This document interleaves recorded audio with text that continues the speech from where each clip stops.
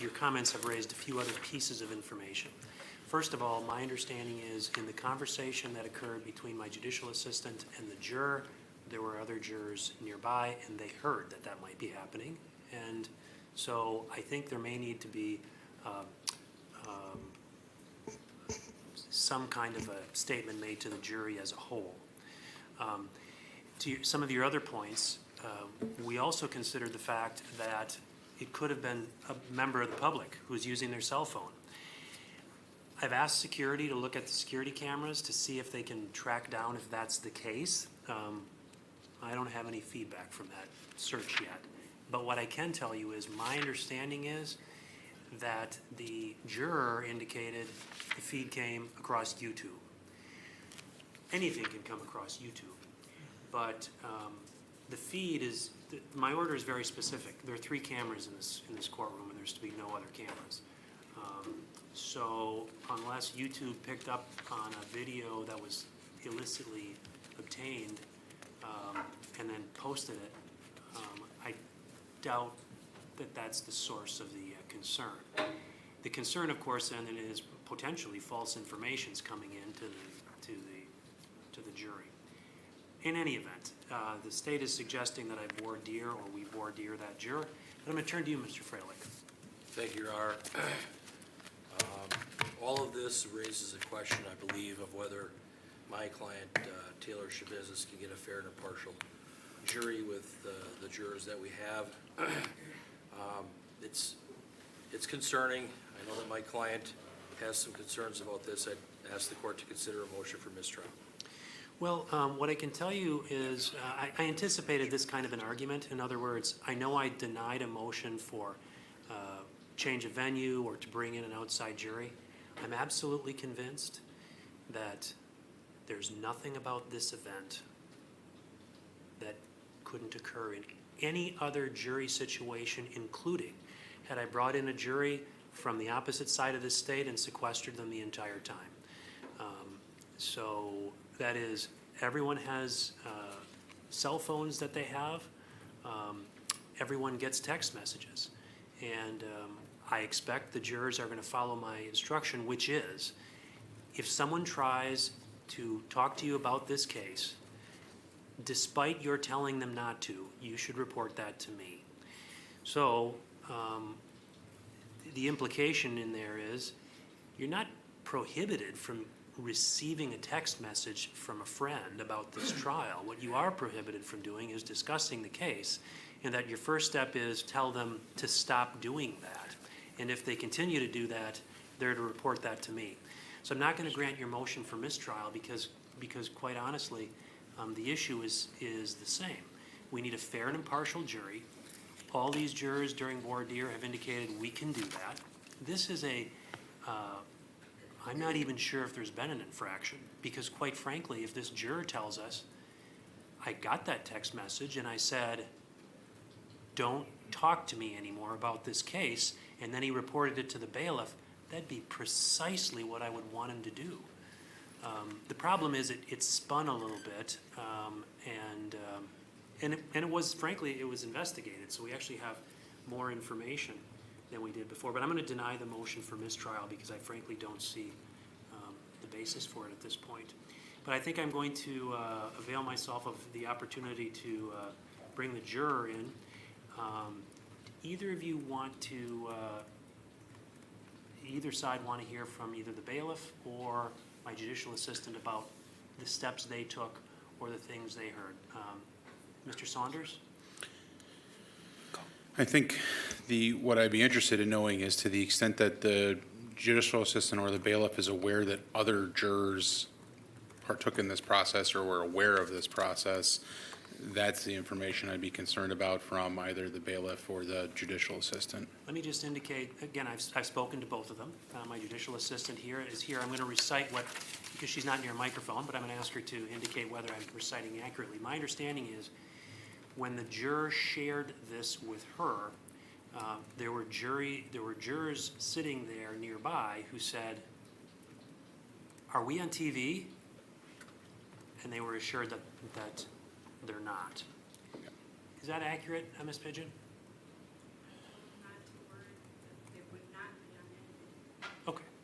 She indicates, because she's not near a microphone, she told them not to worry, they would not be on any video, which I think frankly was an accurate recitation, because from my understanding is they haven't been on, that my order has been followed precisely by the media, which is what I'd expect them to do. Anything else, Mr. Lezay, from either of the two, the bailiff or my JA? No, Your Honor. Mr. Freilich? No, Your Honor, thank you. Okay. I'm going to excuse my JA. She can go back and take up her tasks. But I am going to ask if you could invite that juror in to, please bring him in.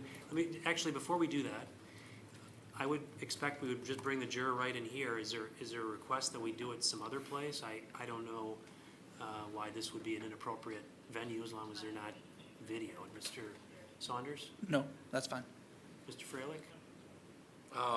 Your Honor, at least for me, I find this kind of to be a little unusual. And I'm concerned that if the juror has to answer some questions in front of a large crowd, it may be more uncomfortable, whereas if we're in a more private space with the lawyers in the court, the judge, might be a little easier. Well, I've indicated to the jurors, and they've taken an oath to follow the law, to uphold their oath as a juror. I don't think I've noticed anybody on that jury who seems disinterested or unconcerned or upset in any way about what they're doing. They all seem very intent and very interested in serving in their role. So I'm satisfied that if I brought him in here, they'd answer that is, this individual would answer questions appropriately. And then once, so I'm going to bring the juror in here. After the juror is done, then we'll need to talk briefly about whether or not, and I'm inclined to indicate to all the jurors the circumstance, but we can also determine, once we've questioned this juror, the extent of the issue involved. So we're going to bring the juror in now, right here. All rise for the juror.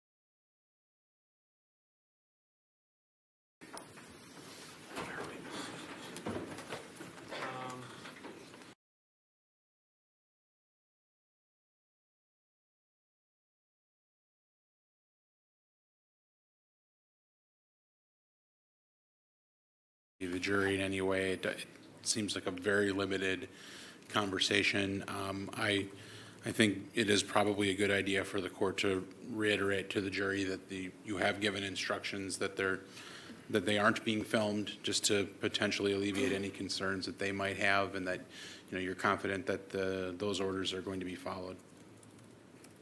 Mr. Freilich? Your Honor, I inquire, how is it possible that a juror in a case like this, or any case, is seen on TV? And that's concerning to me. I believe that, this juror, even by responding back, which he shouldn't have done, causes an issue for the defense, at least for the integrity of the jury. My client and I are concerned about, this jury, can it be fair and impartial? So I, again, based on what's been discussed here, make a motion for mistrial. Okay, well, I'm going to deny your motion for mistrial. A couple of things. First of all, I agree that the juror shouldn't have replied. First of all, the juror also indicated that he's not really concerned about it. And I think, one of the main reasons that we enter orders that jurors are not to be videoed is so that there's, for juror security. So this individual apparently wasn't concerned with that information. Secondly, I'm not even certain that it happened.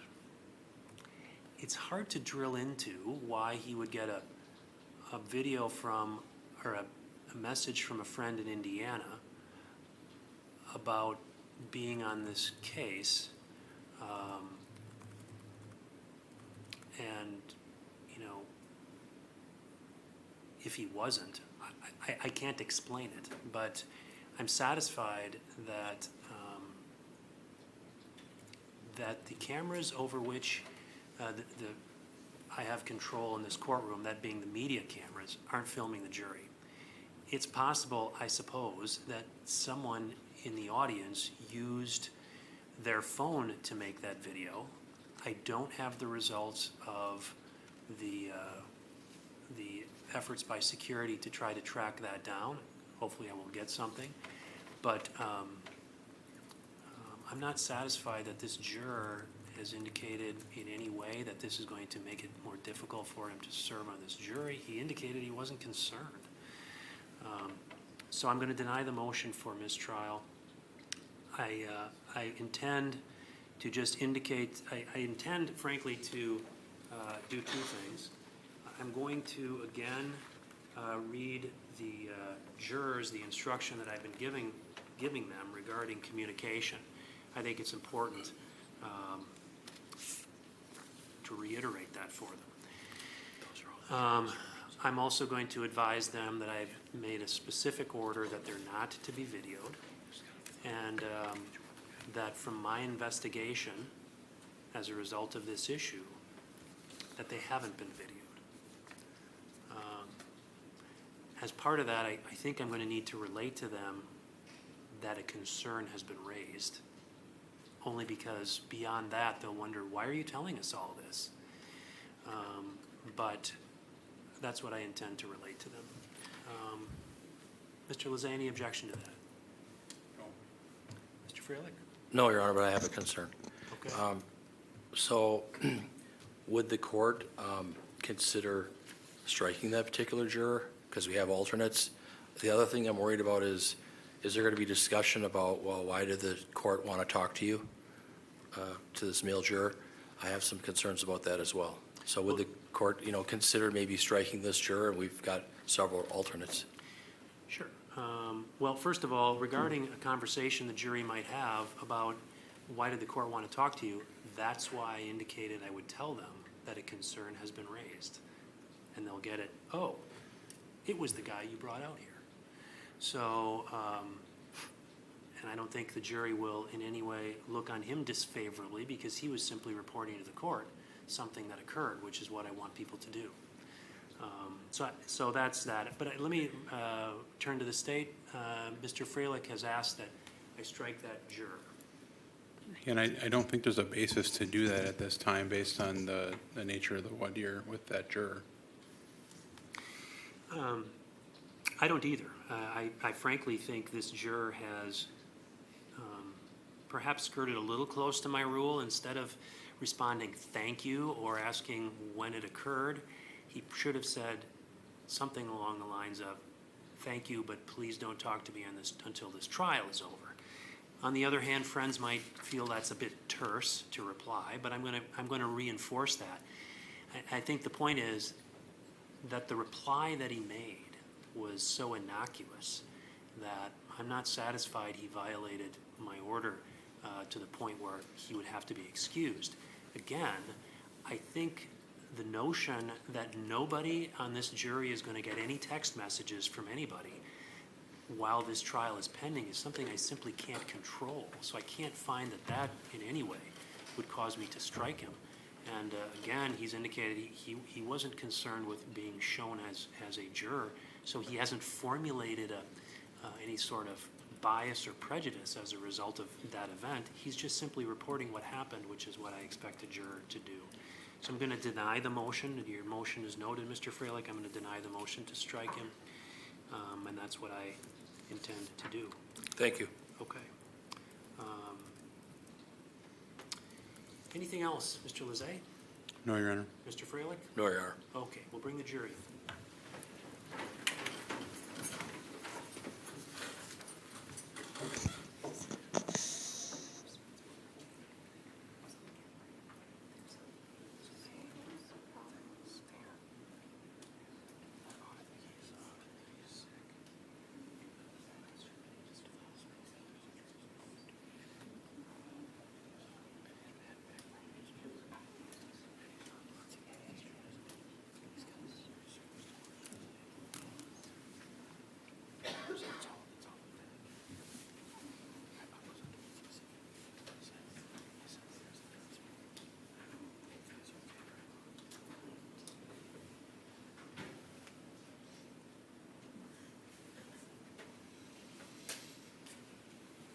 Be seated. Welcome back, ladies and gentlemen of the jury. And I need to take up an issue with you before we get started. A concern has been raised by one of your number that perhaps at some point in time, perhaps yesterday, that the jury may have been videotaped and put out on a live stream. And a couple of things I want to advise you about that situation. First of all, I appreciate the fact that it was reported right to the bailiff, and that's what I need you to do. As a result of the report, the matter has been looked into by scouring the videos that have been taken of this trial, and at no point in the videos that I have authorized to be taken have you been videoed. Just to give you a little more detail about that. In this trial, I've allowed 3 cameras to be utilized. Those cameras are situated in such a location that you're not being videoed by them. When I need to, I look at the media room and I can stop the video feed at any particular time for a particular witness. Perhaps you've seen me do that and heard me do that. I've entered an order that no one in the audience is allowed to use a cell phone to take photos or videos. At this time, security is scouring the videos of this entire trial to see if anybody in the audience has been doing that. I can tell you that I can see everything from up here and I haven't noticed it. And in case you wonder, this courtroom is also being monitored in various different locations. So we're being watched while we're being watched. Okay? The people that are videoing it are being watched by the people that are sitting in the security office downstairs. So I want to assure you that order was entered by me. I'm endeavoring to great lengths to make sure it's abided by. And as far as I know, right up until this very minute, my orders have been followed to a T. That doesn't mean I'll stop looking into it. And I would encourage any of you, if you have a concern about that, as we go forward, report it to the bailiff. There's one other thing I want to do. because it's important, I'm going to again give you this instruction. You've heard it before and you'll hear it again. Do not communicate with anyone about this trial or your experience as a juror while you are serving on this jury. Do not use computer, cell phone, or other electronic device with communication capabilities to share any information about this case. For example, do not communicate by blog, email, text message, Twitter, or in any other way on or off the computer. Do not permit anyone to communicate with you about this case. And if anyone does so despite your telling them not to, you should report that to me. I appreciate that it is tempting when you go home in the evening to discuss this case with another member of your household, but you may not do so. This case must be decided by you, the jurors, based upon the evidence presented in the courtroom. People not serving on this jury have not heard the evidence, and it is improper for them to influence your deliberations and decisions in this case. After this trial is completed, you are free to communicate with anyone in any manner. That's all I'm going to have to say about that for right now. I believe the case is still with the state. Actually, we're at cross-examination, however. Detective, I think you were on the witness stand. I'll have you come back. And I will just remind you, Detective, you're still under oath. Yep.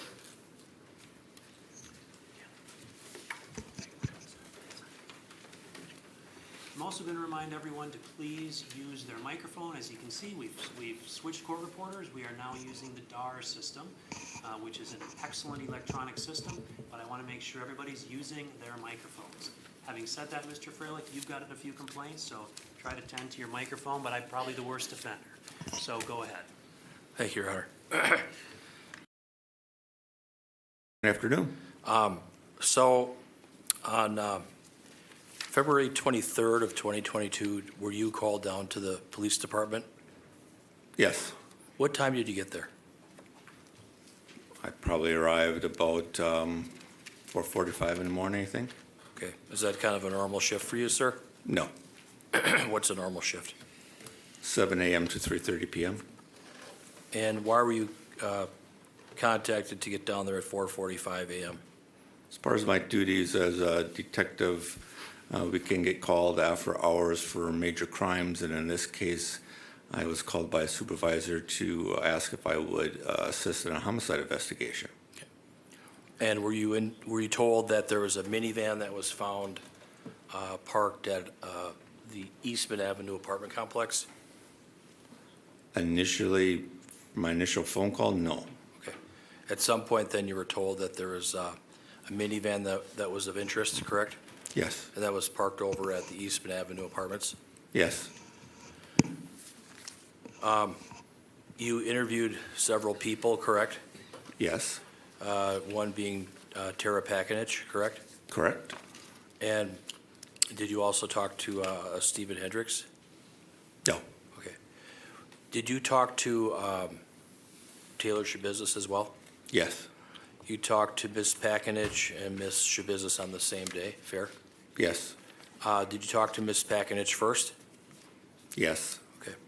And was it such that they were down at the police department when you arrived? no. Okay. You got there first? I don't recall if I got there first or if Ms. Pakinich was there first, but Ms. Schabusiness was not there when I first arrived. Okay. So you took Tara Pakinich into a room, correct? Yes, And what did you talk about? The fact that she found something in a bucket in the basement of her house? yes, of course. And you followed up with further questions with regards to that? Yes, I did some preliminary questions, yes.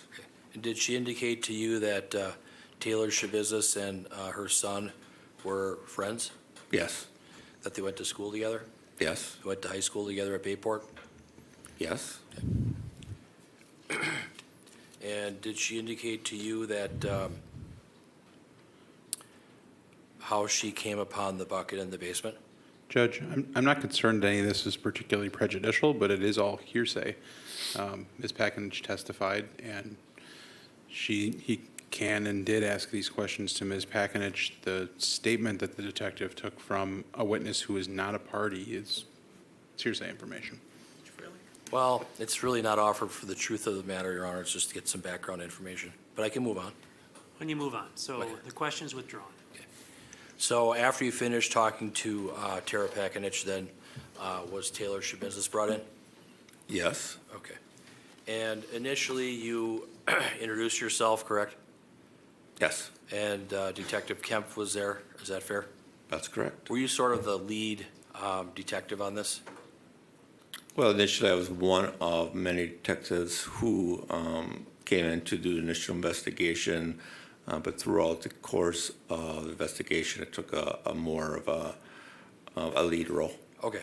So in the interview room, you swabbed her hands, correct? Yes, Did you take any pictures? I did not. You offered her some water, correct? At some point, yes, Okay. And then you told her that a few hours ago, officers went to a residence on Stony Brook Lane and a bucket was found with a human head in it, correct? correct. And what was her response, do you remember? Something to the effect of, oh, really, or something to that.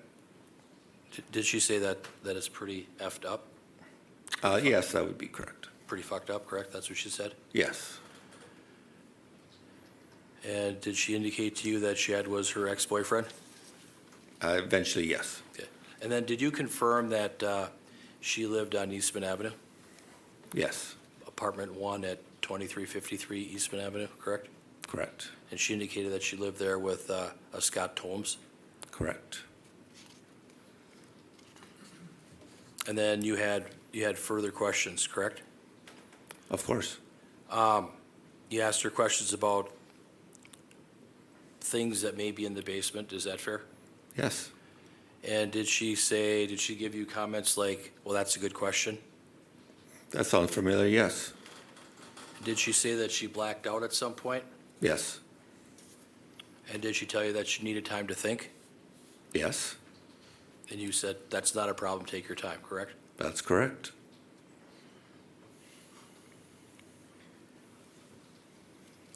When you were talking to her, was she smiling inappropriately? I did not observe that, no. Did you hear her laugh sometimes during the Uh, interview? I believe so. Her mood, did it kind of go up and down during your interview with her on March 23rd? No, Now, there were 2 detectives in the interview room with her, correct? correct. And was there any sort of intimidation towards her at all? Nothing. During the time that you talked with her, did she say things that were sort of bizarre?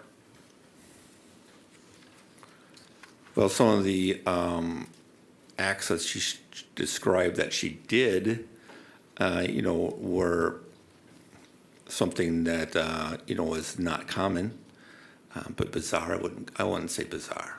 Unusual? How about that? Sure, Okay. And you told her that this was kind of an ongoing investigation, and the detectives and the officers and the law enforcement personnel on the scene were trying to figure out what was going on. Is that fair? yes, Because law enforcement really didn't know what was going on, correct? absolutely not. It was, would you say it was a situation that was unfolding and developing? Yes,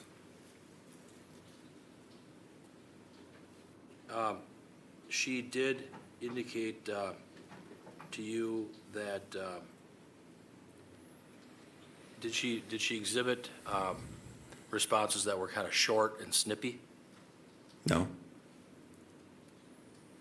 Did she say that she did not know what was going on? well, she did make a comment that at one point she had blacked out, and again, I assured her that she could take her time, and she had plenty of time to remember what she did. Now, you've been on the force you've been an officer for 27 years, correct? You've got a lot of experience, is that fair? 37 years. yes. 37 years, oh, sorry, I'm sorry, 30 years, and yes. 30 years, okay. So, and you've been a detective for 17, yes? Yes, You've worked with people that have used meth, correct? I have. Meth is a very powerful drug, isn't it? It can be, yes. It can cause people to act and react in an unusual way, is that fair? Yes.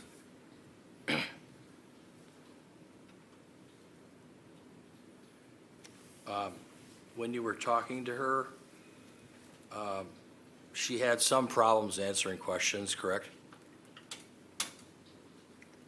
No, She would mumble and trail off when you would ask her a question, is that fair?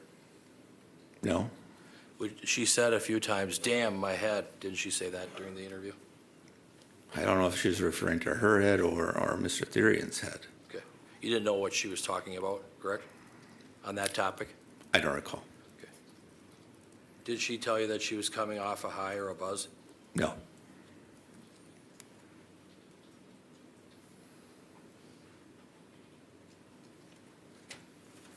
She did say that she was paranoid, correct?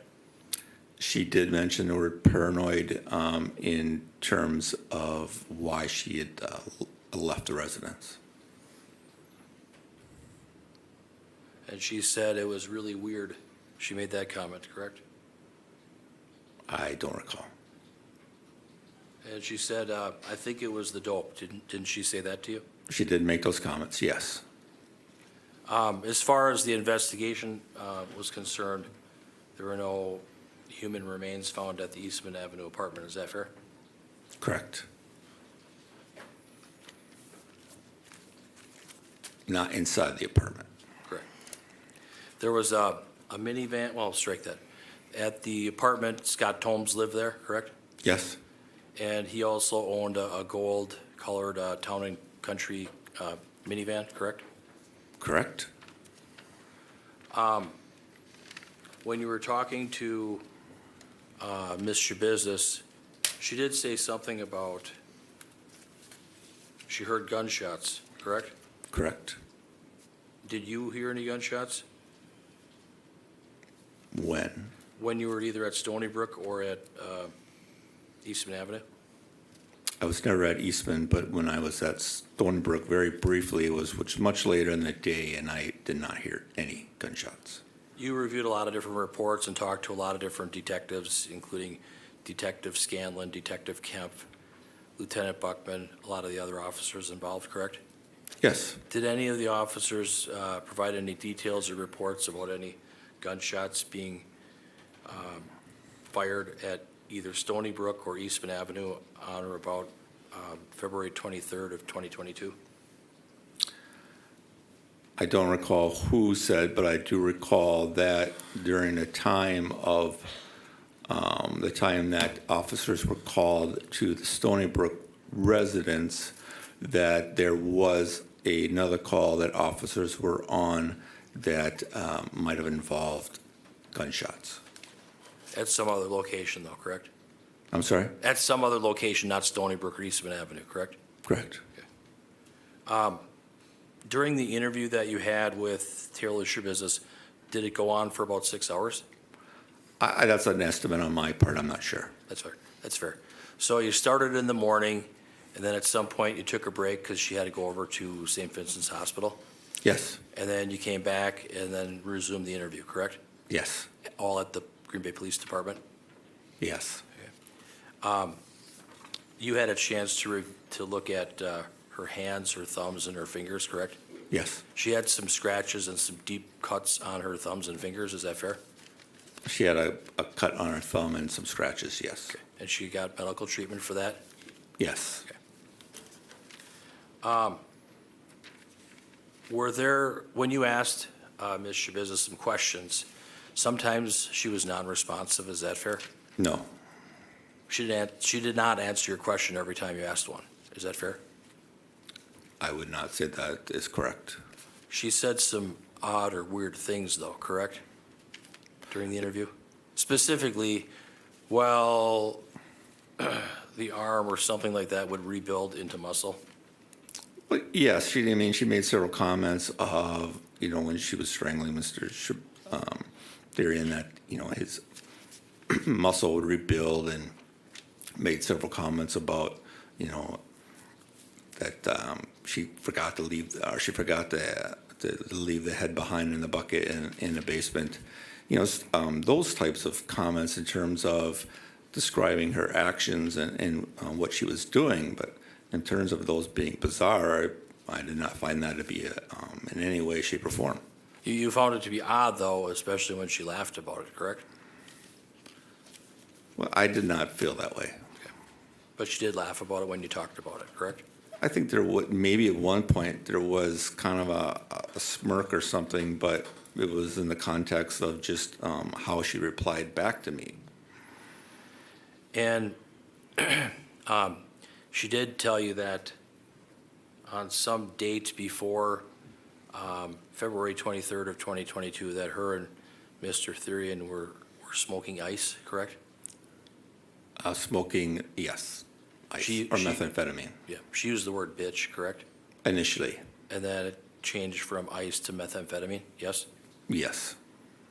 And then she indicated that a meth pipe and a plastic bindle would be in the basement. She said that.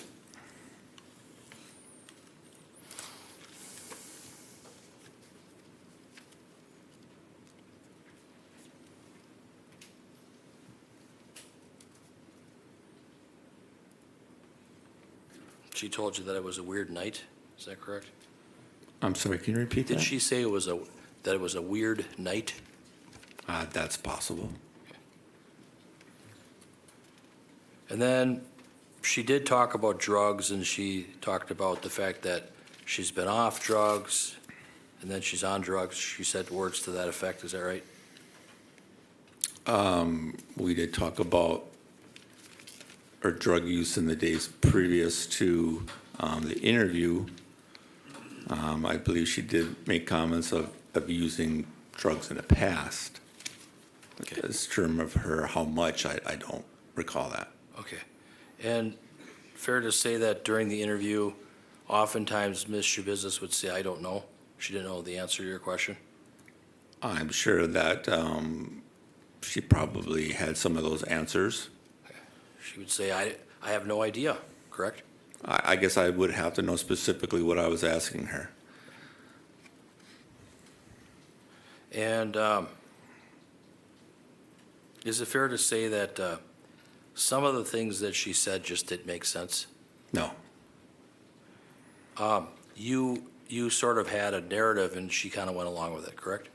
I would not say that, no. I did repeat several of things that she would say to clarify, but I would not say that I led her in any way. When you were talking to her, oftentimes she'd have her hand over her mouth, correct?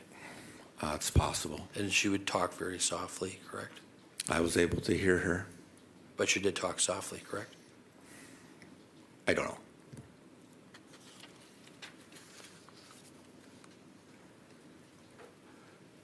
She said something about that she was tweaking out, or that she was tweaking. Do you know what she meant by that? I do not recall those specific words.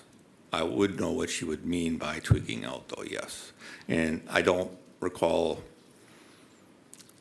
as to what time period she was talking about either. Okay. Is it fair to say that the first part of your interview was about 3 hours, and then you went to the hospital? That's fair. You came back, and then the second part, was that about 3 hours, or how long was it? I'm not sure. Not sure. Couple hours, though? Sure. Okay. Took a while to ask questions and try to figure out what was going on. Fair? Right. As I was interviewing her, there are investigators who were at the house, and so it was an ongoing and continuing investigation to determine what happened. Right.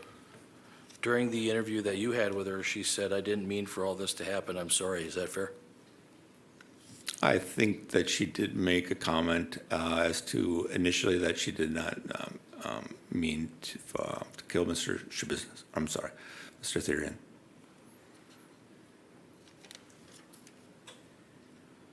You've had cases involving asphyxiation, correct? Yes. And can you tell me what we mean by that? Is it choking? Asphyxiation? Yes. Choking is another word, is when someone's windpipe or has been blocked and breathing has been obstructed. Is it a situation where people that maybe are into this kind of thing choke each other to get some euphoria or pleasure out of it? I have heard of that practice. Okay. With regards to this case, law enforcement did find 2 dog collars or 2 chains. Is that fair? Yes. During the interview, Ms. Schabusiness said something about, I can't think right now. Remember that? No. She said, "I'm fucking nuts." Remember that? No.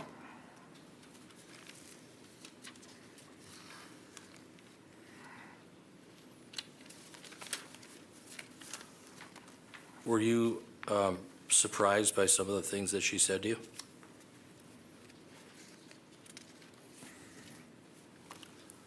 Overall, in the context of what we were discussing and the information that had been provided to me? Yes. And did she tell you that the body can rebuild itself? No. She made that comment, yes.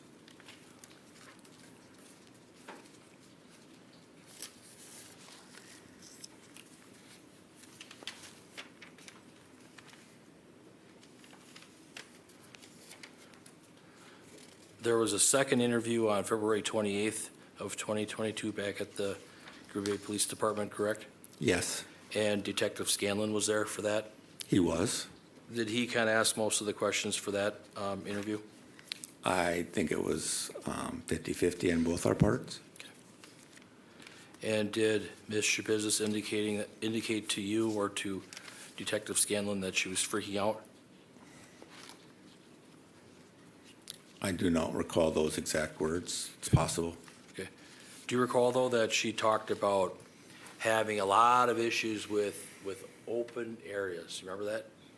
But she was talking specifically about the basement area that she was in. She didn't like the open area, though, correct? No.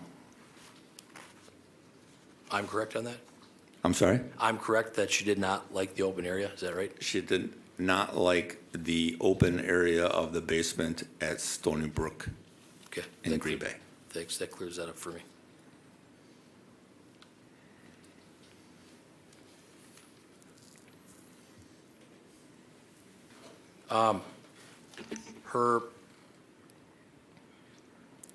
Her emotions came out during the interview, is that correct?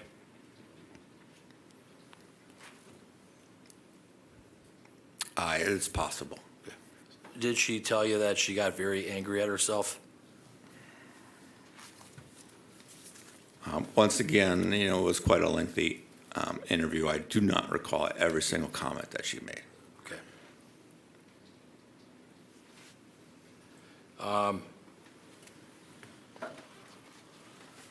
She did say during the interview that there were some times where she nodded out, correct?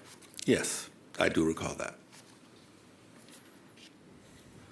And she indicated to you that her and Shad went in the basement and within about 5 minutes got to it, correct? Got to it. Yes. She stated that Chad produced a couple chains.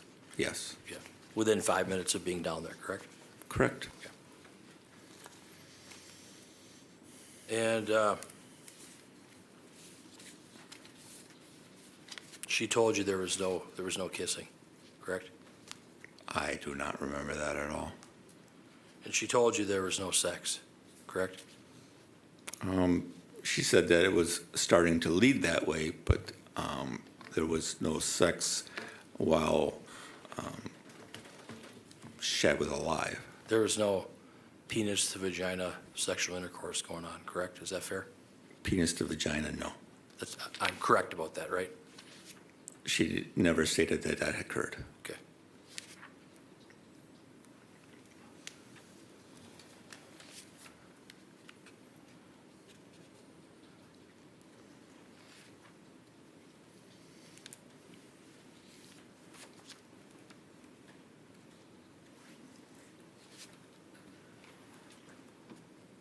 And did she indicate that her and Shadthurian had took a toke off of some meth at the Eastman Avenue apartment in the bedroom? Yes.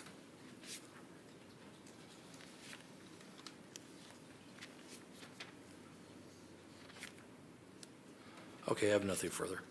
Redirect. Just very briefly, you were asked about a couple of terms, nodding out and tweaking. Are those terms in your experience as a detective or as a narcotics investigator? Yes. What do those terms mean to you, starting with nodding out? Nodding out is a term typically heroin users would describe when they would become drowsy As a result of the drug use? as a result of the drug use. And how about tweaking? Tweaking it can refer to methamphetamine users.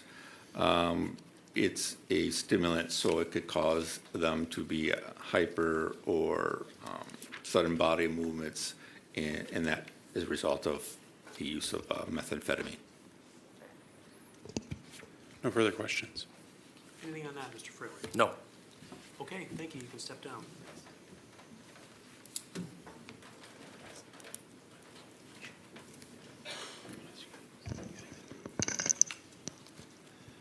Does the state have any other witnesses? No, Your Honor. At this time, the state rests. Okay. Ladies and gentlemen, the state has now rested their case. We're going to take a brief recess, and we'll reconvene in about 10 minutes. All rise for the jury.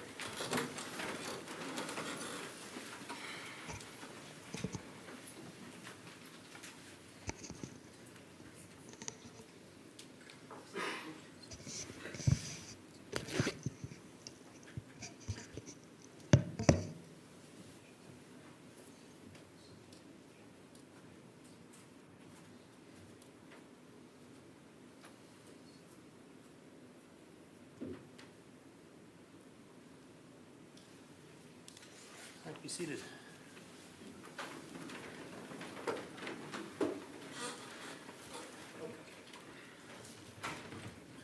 The state has rested, then, Mr. Freilich, the case would then turn to the defense.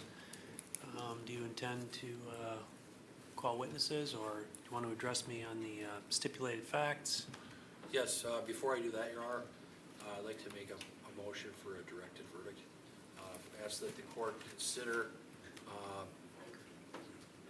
Use the microphone. sorry. Ask that the court consider that as it relates to the first-degree intentional homicide count, I would argue that there is insufficient evidence to support that particular charge.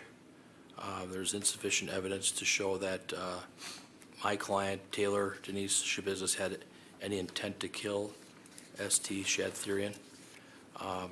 What we have here is some testimony from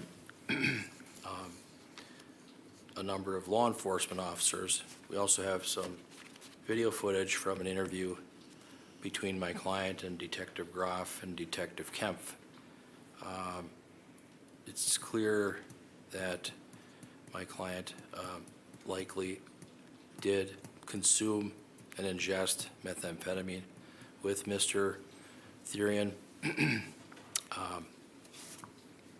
Prior to his death, my client provided commentary and answered questions from Detective Groff. I would submit that what she indicated that was that she had no intent to kill. The question is, did my client do it or not? That's another question. There are a lot of different issues here going on, but based on what she said to the detective, I'd ask that the court consider dismissal of the first-degree intentional homicide charge on the grounds that there was no intent to kill. Also, there are really no eyewitnesses to whatever went on in the basement at 829 Stony Brook Lane in Green Bay. When Tara Pakinich and Stephen Hendricks went downstairs. They didn't find anybody down there. They found body parts, unfortunately, but they did not find my client there. My client was at 2353 Eastman Avenue, and that's where she was arrested. And there were no body parts over there. There were body parts in a van that was owned by Scott Tomes. That's not my client's minivan. That gold Town and Country Chrysler minivan belonged to Mr. Tomes. So there are a lot of issues here. As to the third-degree sexual assault charge, the state's got to prove that my client had sexual intercourse with Shad Therian. I believe, based on this record, in the video, there's no evidence to show that my client had any kind of penis-to-vagina contact with Mr. Therian.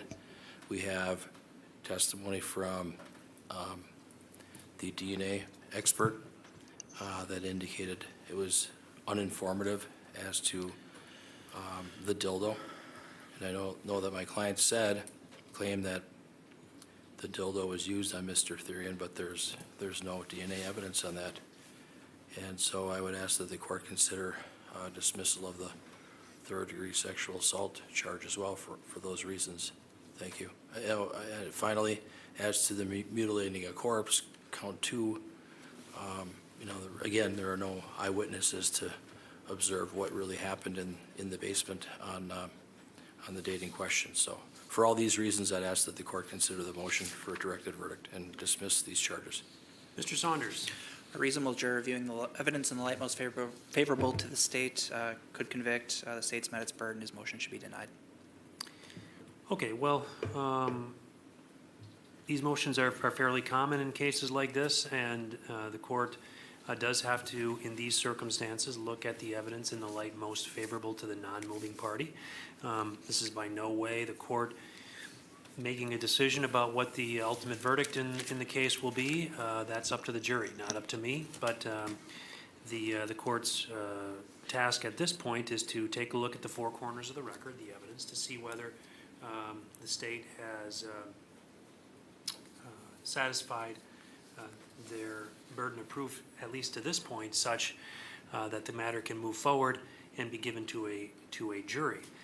Each of these counts has two elements. The homicide count has two elements. The mutilating a corpse count has two elements, and the third-degree sexual assault count also has two elements.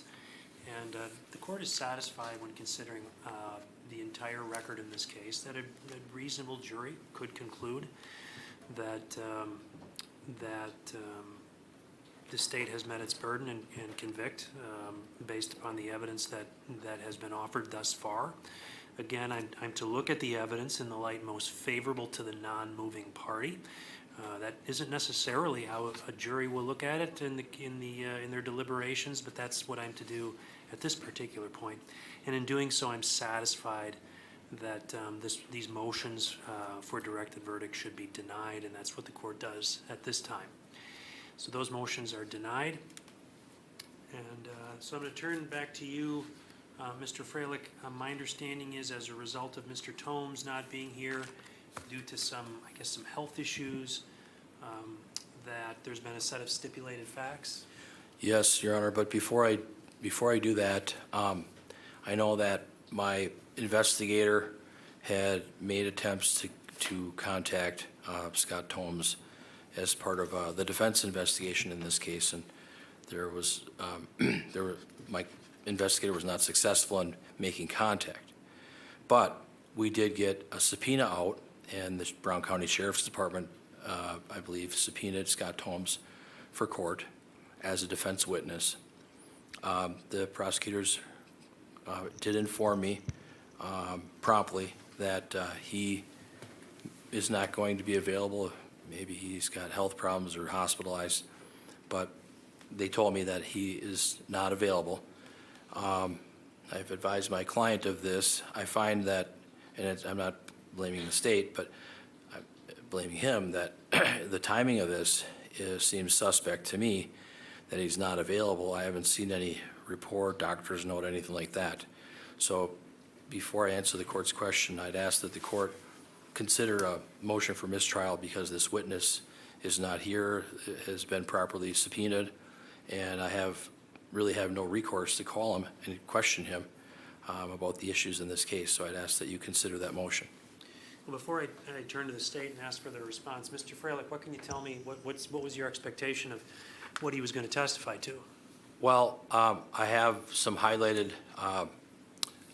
sections from his statement that the state and I agreed on as to what his testimony would be about. But, you know, when you call a witness, there may be other things that come up. But I'm working off a statement. I've highlighted the yellow parts that would be told to the jury if the court felt that was appropriate. But I felt the need, because I'm at this kind of crossroads with this kind of problem, that I would make this motion first. Okay, sure.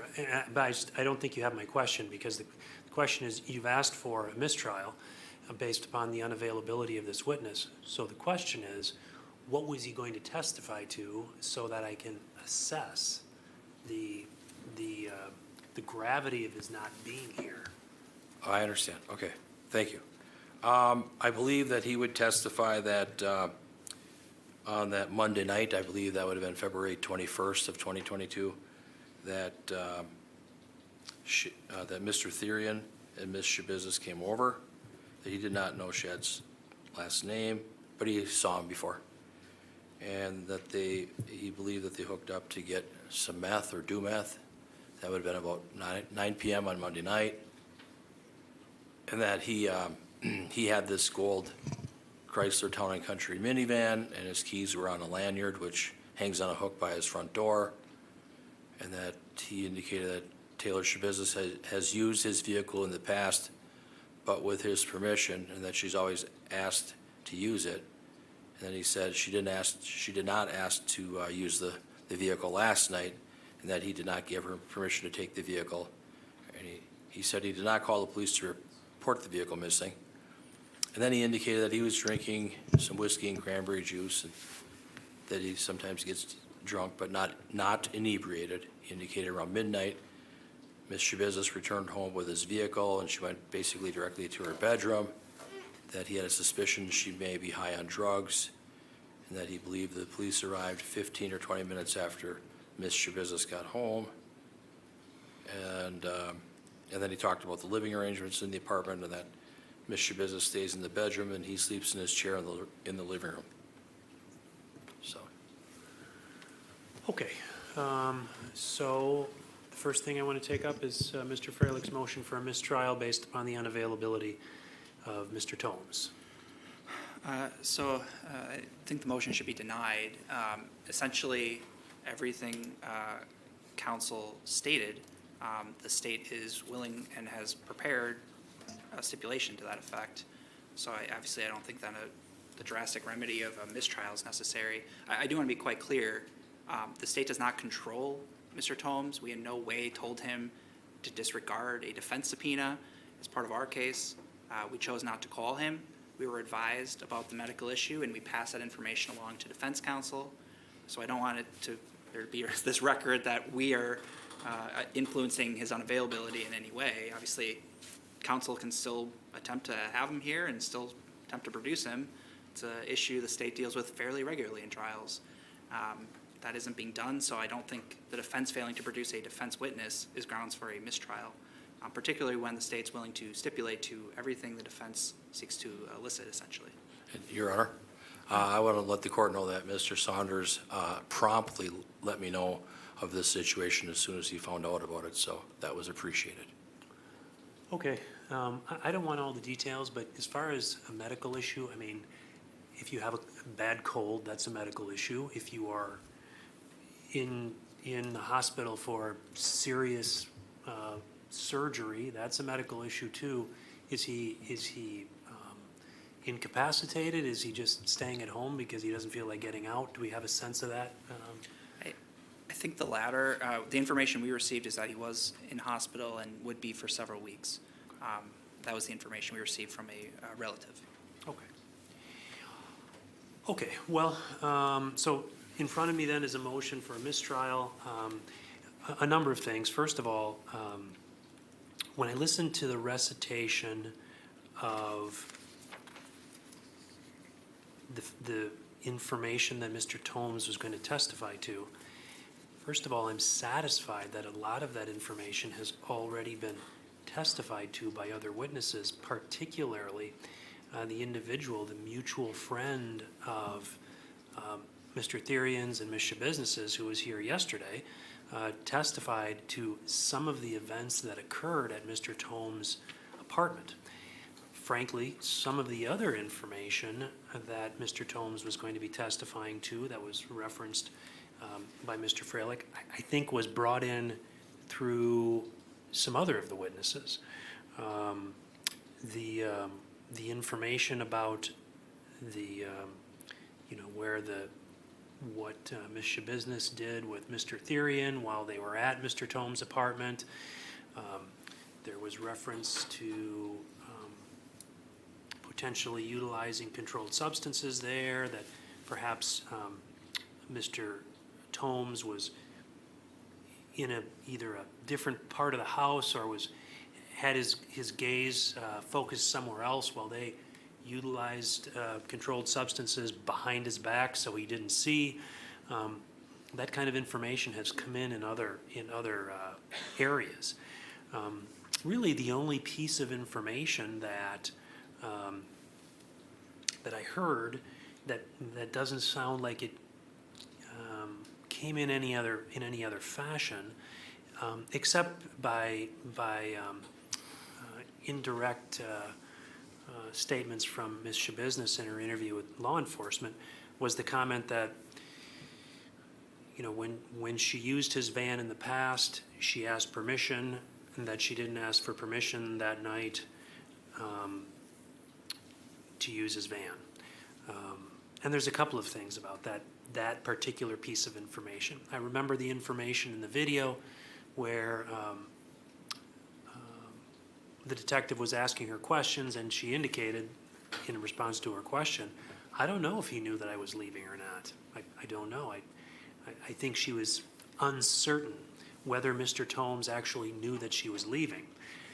And the reality of it is, if she was utilizing his van and she was uncertain whether or not she even knew about it, whether or not he even knew about it, then that might confirm a statement whereby Mr. Tomes says, yeah, she usually asks for permission, but that night she didn't. That would be very consistent with what she reported in her interview. Beyond that, I'm not really sure the extent to which that piece of information is so relevant, that his presence is needed here, as opposed to stipulating to the facts that are outlined. For all those reasons, I'm satisfied that the fact that he hasn't responded and arrived here today due to medical reasons, I'm not going to grant a mistrial for that reason.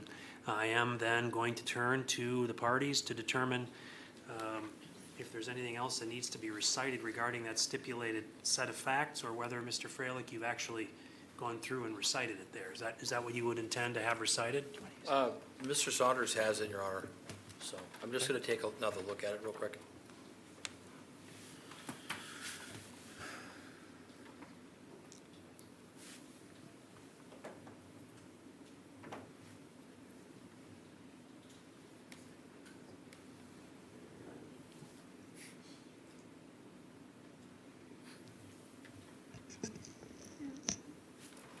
What I did was highlighted in yellow the relevant sections from the statement he gave to police, and then Mr. Saunders' office had it typed out, so it's in proper order.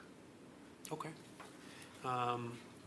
Gentlemen, how do you want that submitted into the record? I can mark it, and then perhaps the court can just read it at some point during the defense case. You want the court to read it? Yes, please. Okay. Sure, well, then we'll mark it as Exhibit 111.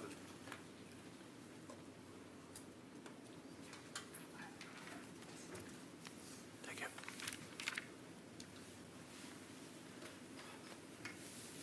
Okay. All right, so then just for my own edification, Mr. Freilich, I would intend to read this to the jury as soon as they're brought back in. Okay. Other than potentially your client testifying, do you have any other witnesses that you, because then we're going to move right into other witnesses. But if you said, well, that's the only one, and then the only issue is whether your client's going to testify, then how we'll proceed is, I'll bring in the jury, I'll read in these stipulated facts, I'll excuse the jury again, and then I'll have the colloquy with your client about her testimony. So can you give me a sense, do you have other witnesses? Your Honor, I've looked at my list here.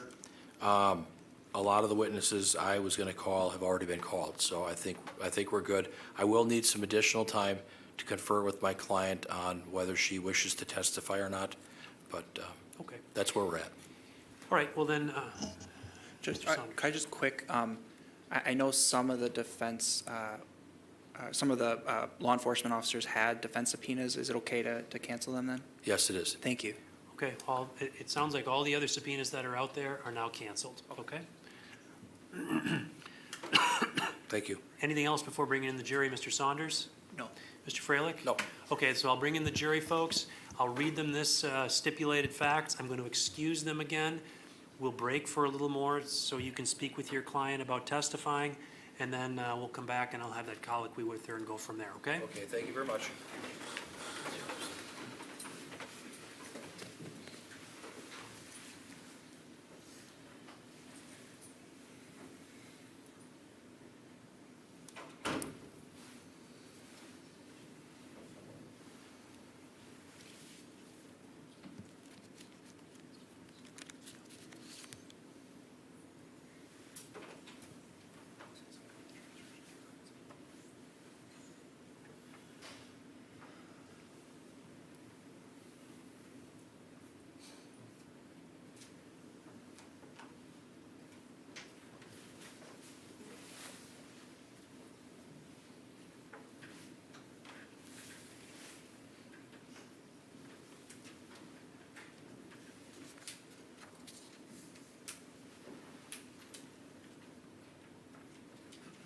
Be seated.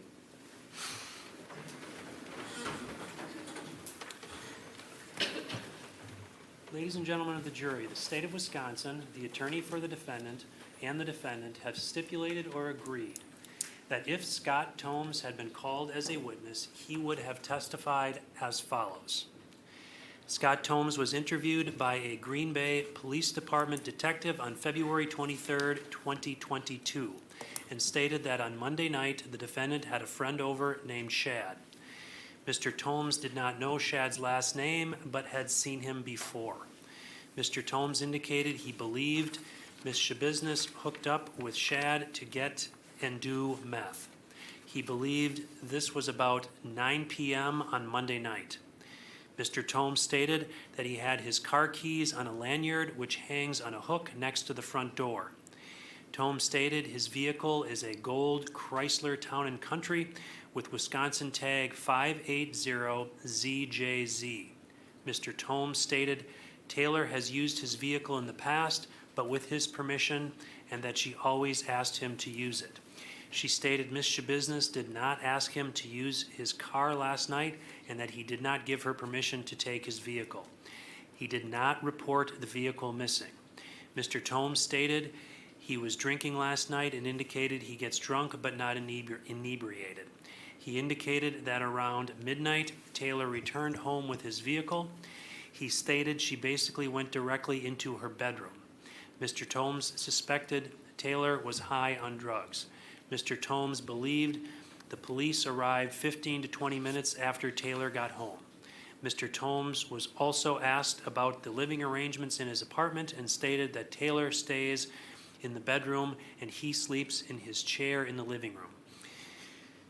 Mr. Tomes was later interviewed by a Green Bay Police Department detective on March 9, 2022. Mr. Tomes stated that A.J. Gannon and Taylor Schabusiness were at the Eastman Avenue apartment on Monday, February 21, 2022, before they left and came back with Shad Therian.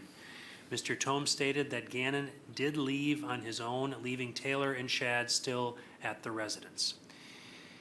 You will consider that testimony in the same manner as if it had been given under oath here in court. I have marked that as Exhibit 111, and that's being offered, Mr. Freilich. Yes, it is, Your Honor. Exhibit 111 will be received. Your Honor, could that be published to the jury? Or Um, probably not necessary, I Yeah, guess. I'm I'll not going to withdraw that. publish it to the jury because that would involve either putting it up on the screen or passing it through there, and I'm not going to have them read it. But it is Exhibit 111. Thank you. And then, ladies and gentlemen, I'm going to excuse you briefly again, so all rise for the jury.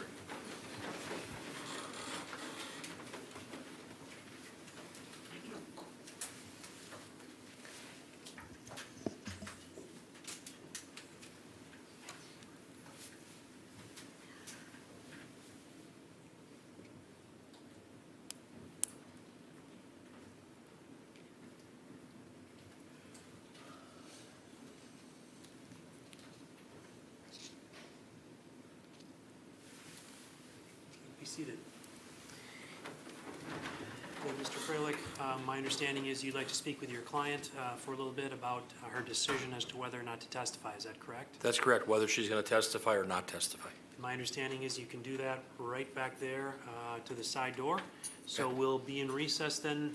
I'm going to be checking in on you, Mr. Freilich, by 25 after. But if you need a little more time than that, you need to let us know. But I'm going to check in with you about that time, okay? Okay, can you just give me till 2:30, Your Honor? Sure. Okay. 2:30. All right, thank We're you. in recess.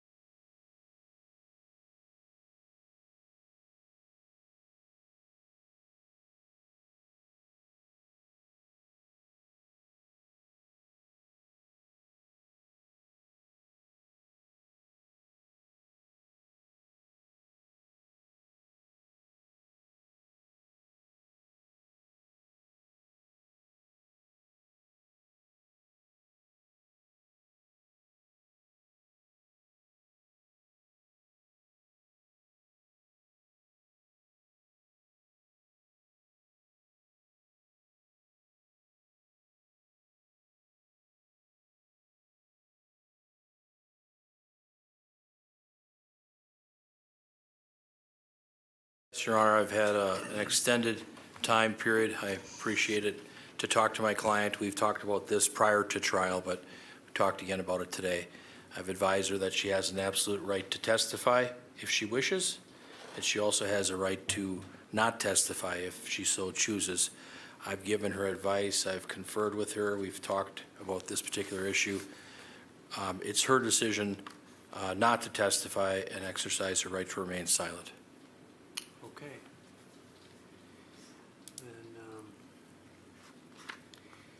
Then I'll engage her in a colloquy about that in just a minute, but Mr. Freilich, then would it be my understanding that, that you have no more witnesses, what you indicated before, and that you'd be, when the jury comes back in, you'll be resting? That's correct. Okay. Okay, then, Mr. Business, I need to address you personally. So, your attorney told me that he just spoke with you about some of your constitutional rights that are coming up right now, and those rights are that you have an absolute right to testify, and you have an absolute right not to testify. Do you understand that? Yes. Okay. Mr. Freilich, the microphone. Oh, Not sorry. yours, hers. Sorry about that. So, Mr. Business, those rights belong to you. They don't belong to Mr. Freilich. They don't belong to the state. They don't belong to me. Those rights belong to you and you alone. Do you understand that? Yes. Okay. My understanding from listening to Mr. Freilich is that you've decided that you would like to exercise your right not to testify. Is that correct? That is. Okay. Now, I know you've spoken with your attorney. Do you feel you need any more time to talk to your attorney about that decision? No, I do not. Has anybody made any threats or promises to you to get you to make that decision here today? No. Okay. Any further inquiry you'd like me to make, Mr. Lezay or Mr. Saunders? No. Mr. Freilich, any further inquiry you'd like me to make of your client regarding that decision? Just inquire if there's been any pressure on her. Okay. Mr. Business, has anybody placed any kind of pressure on you to make that decision? No. Okay. All right, well, I'm satisfied, based upon the conversation that I've had here with Ms. Schabusiness, that, number one, she understands her rights. She has both of the rights to testify and to not testify. The issue, of course, being you can't exercise both of those rights at the same time. You can only choose one. She's choosing the right not to testify here today. I'm satisfied that she's done that after consulting with her attorney. They took a little bit of extra time. I gave them better than 10 minutes to speak about that. That was the amount of time that Mr. Freilich wanted, and they were back here when I came into court, so they've had an opportunity to discuss that. Ms. Schabusiness has indicated to me she doesn't need any more time to speak with her attorney about that decision, and I'm satisfied that her decision is freely, voluntarily, and intelligently made here today. Of course, when it comes time to address the jury instructions, Mr. Freilich will have to address, I think it's instruction 315, I think that's the instruction about that I could give to the jury potentially about, and I'm not sure if it's in your packet, but we'll certainly take it up. It's an instruction about instructing the jury that they're not to hold her decision not to testify against her, and that's another choice that she will have to make. If it's not in the packet, I'll get it for you, Mr. Freilich, but I'm sure you've done enough trials, you're aware of that instruction, and I'll make sure it's available to you, and we'll have that conversation later, okay? Yes, Your Honor. Thank you. Very good. I'm satisfied, therefore, that Ms. Schabusiness is choosing not to testify. Then what we do is we'll bring the jury back in. I'll ask Mr. Freilich if he has any other witnesses. Mr. Freilich, based upon the representations he's made, is going to indicate that he's going to rest. And then we have a choice really to make as to how far we want to go today with the jury sitting here. Either try to press forward or to release the jury and work on the jury instructions and start tomorrow with instructions and closing arguments. Does the state have a preference as to either of those? Mr. Saunders? Our preference would be to proceed today. Any objection to that, Mr. Freilich? My preference would be to go with the jury instructions today and proceed tomorrow with opening, or with closing statements. Okay. Well, I can tell you that I don't have to make that decision right at this minute. I'm going to bring the jury in. We're going to finish up the case, and we'll go from there, and then I'll let you know what I've decided as far as that goes. All rise for the jury.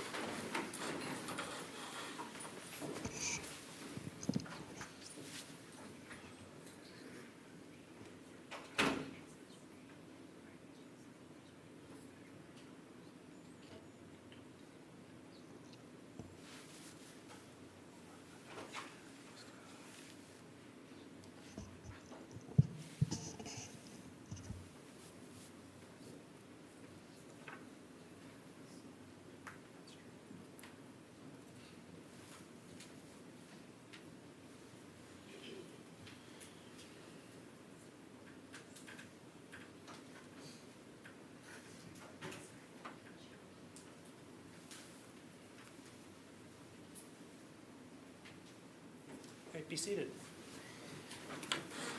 Okay. Ladies and gentlemen, the case is still with the defense, so I'm going to turn to Mr. Freilich. Mr. Freilich, do you have any other witnesses you wish to call? Your Honor, no other witnesses. Defense rests. Ladies and gentlemen of the jury, the defense has rested, so the evidentiary portion of this portion of the trial is now concluded. Just to give you a little bit of a roadmap as to what occurs now, the attorneys and I need to work a little bit on finalizing the instructions that I need to give you regarding the law. Then the attorneys would do closing arguments, and then you would go into deliberations. What I'm going to do is I'm going to excuse you again, and I'm going to start working on these jury instructions with the attorneys. I'm not thinking it's going to take us too long, but probably longer than the other breaks you've had. But that's what's going on. Progress is being made. And I'm hoping that within a half hour, maybe slightly more than that, you'll have a better sense of the timing for the rest of today. If I run into problems, perhaps I would dismiss you for today, but at this point I'm thinking that I'm going to have you wait and we'll get into instructions and closing arguments today. So that's a bit of a roadmap going forward, but with that, I'm going to excuse you again. All rise for the jury.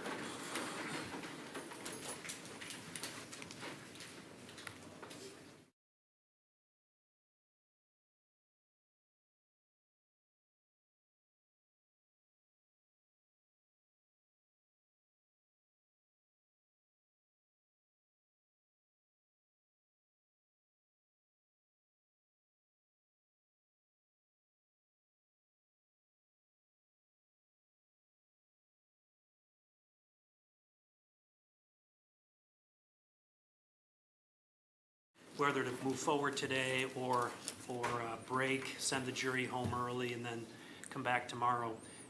I'm always keeping in mind just the timing that we gave them overall, that this trial would take about a week. I'm concerned, I don't know the duration of the next phase of this trial. I'm concerned that if we come back and finish this piece tomorrow, I don't know how long deliberations will go on the first phase, and then we have the second phase. So I'm not inclined to stop at this point. I'm inclined to push forward. And having said that then, I think my judicial assistant should have put on your tables copies of the proposed jury instructions and verdict forms. Mr. Saunders, did you get a copy of those? I did. Mr. Freilich? Yes. Okay. Then what I'd like to do is just go through with you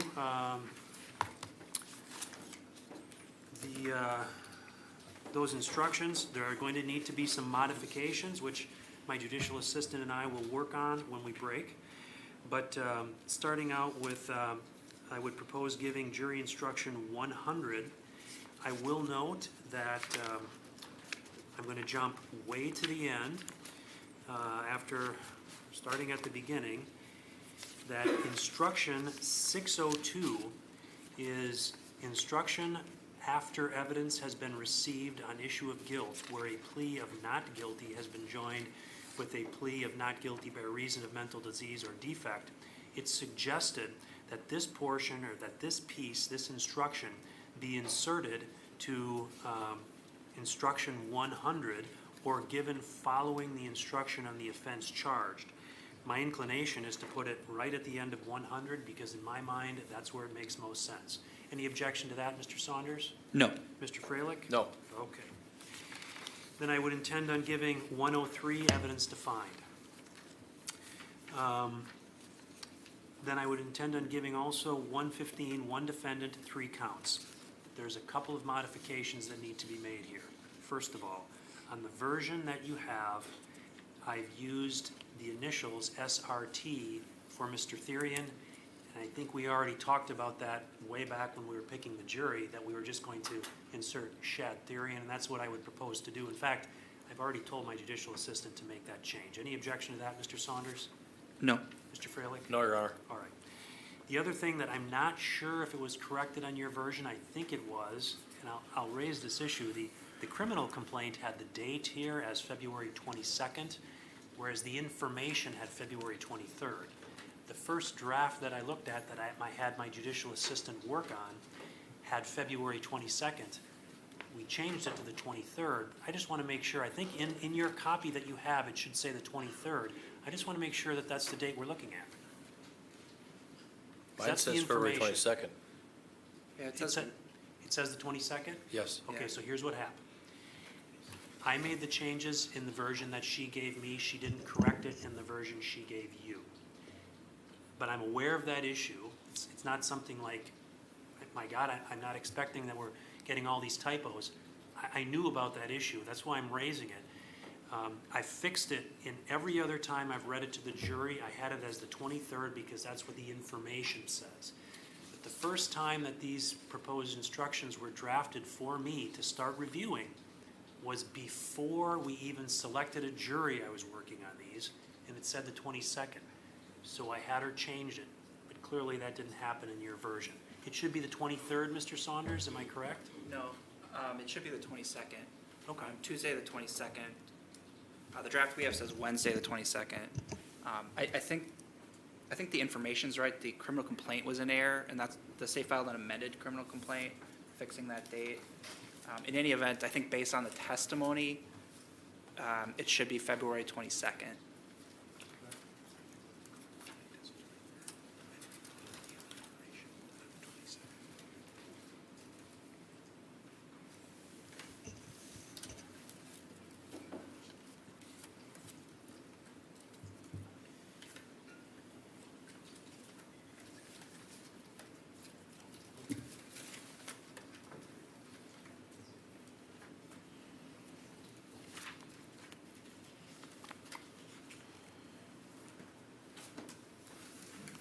And so now I'm wondering if I was mistaken, because I recall at the time I was preparing my initial instructions to give to the jury, I asked my judicial assistant to check with the information and make sure that the date that I instructed comported with that.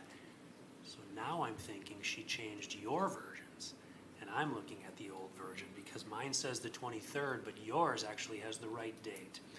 So I think the 22nd, because that is that's in the information, that's the instruction that I gave to the jury at the beginning. So we'll use the 22nd. Any objection to that, Mr. Freilich? That's what the information says. Your Honor, just from my perspective, I'm looking at a criminal complaint that was filed on March 1st of 2022, and the charging date is Wednesday, February 23rd of 2022. You know, it's confusing. It's complicated because we don't know the exact date when this may or may not have occurred. Was it February 22nd, February 23rd? I don't know. Sure. There's a couple of things I'd respond to that, Mr. Freilich. First thing I'd respond to that is the information is the charging document, not the criminal complaint. That's the first thing I'd say. The other thing I say is,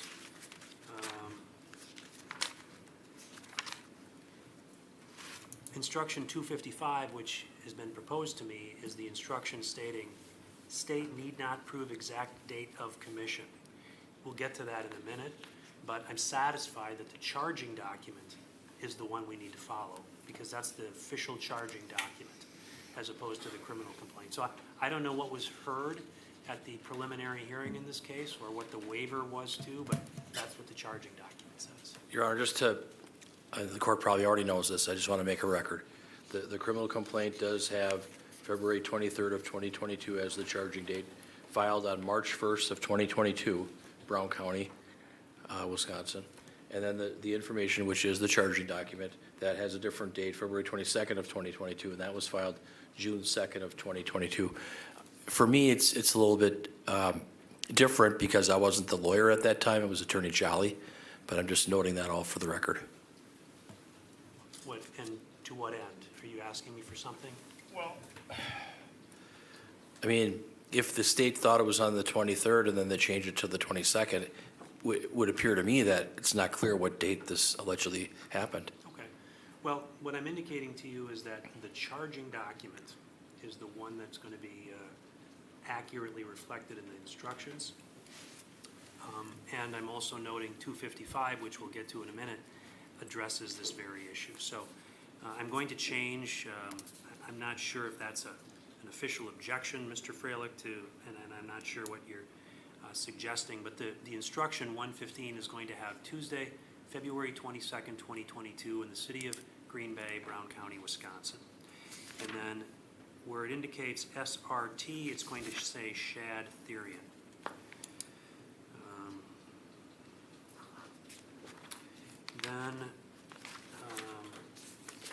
So 115 contains 110, first-degree intentional homicide. It contains 1193, mutilating a corpse. And in that particular instruction, we need to look at the element piece. And it would seem to me that the word that has been utilized in this case is dismembered, but we have to make a alternative selection. Mr. Saunders? Yeah, I have no objection to that. Okay, Dismembered. Mr. Freilich, dismembered? Are you asking whether to use mutilated, disfigured, or dismembered? Yes. Can I have a minute to confer with my client?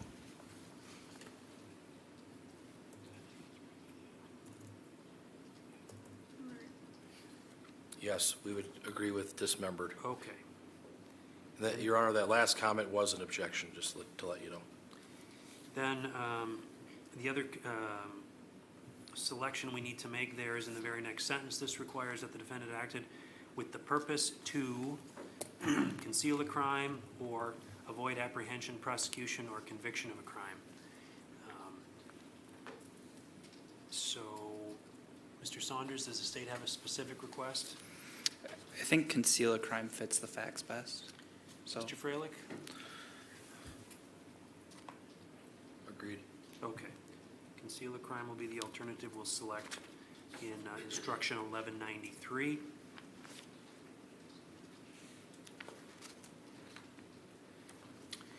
Then we move on to count 3. That's instruction 1218A, third-degree sexual assault, sexual intercourse without consent. Again, the changes from SRT to Shad Therian will be made, although there aren't any other alternative selections that need to be made. So that instruction will be changed. You'll get a chance to review the final version, and then that's the one that I would give. Moving on, I would propose to give instruction 140, burden of proof and presumption of innocence. 145, information, not evidence. 147, improper questions. 148, objections of counsel, evidence received over objection. 150, stricken testimony. There was very little stricken testimony, but I think on only one occasion did I strike any testimony, but I'm going to give 150 because I think it's appropriate. 155, exhibits I will give.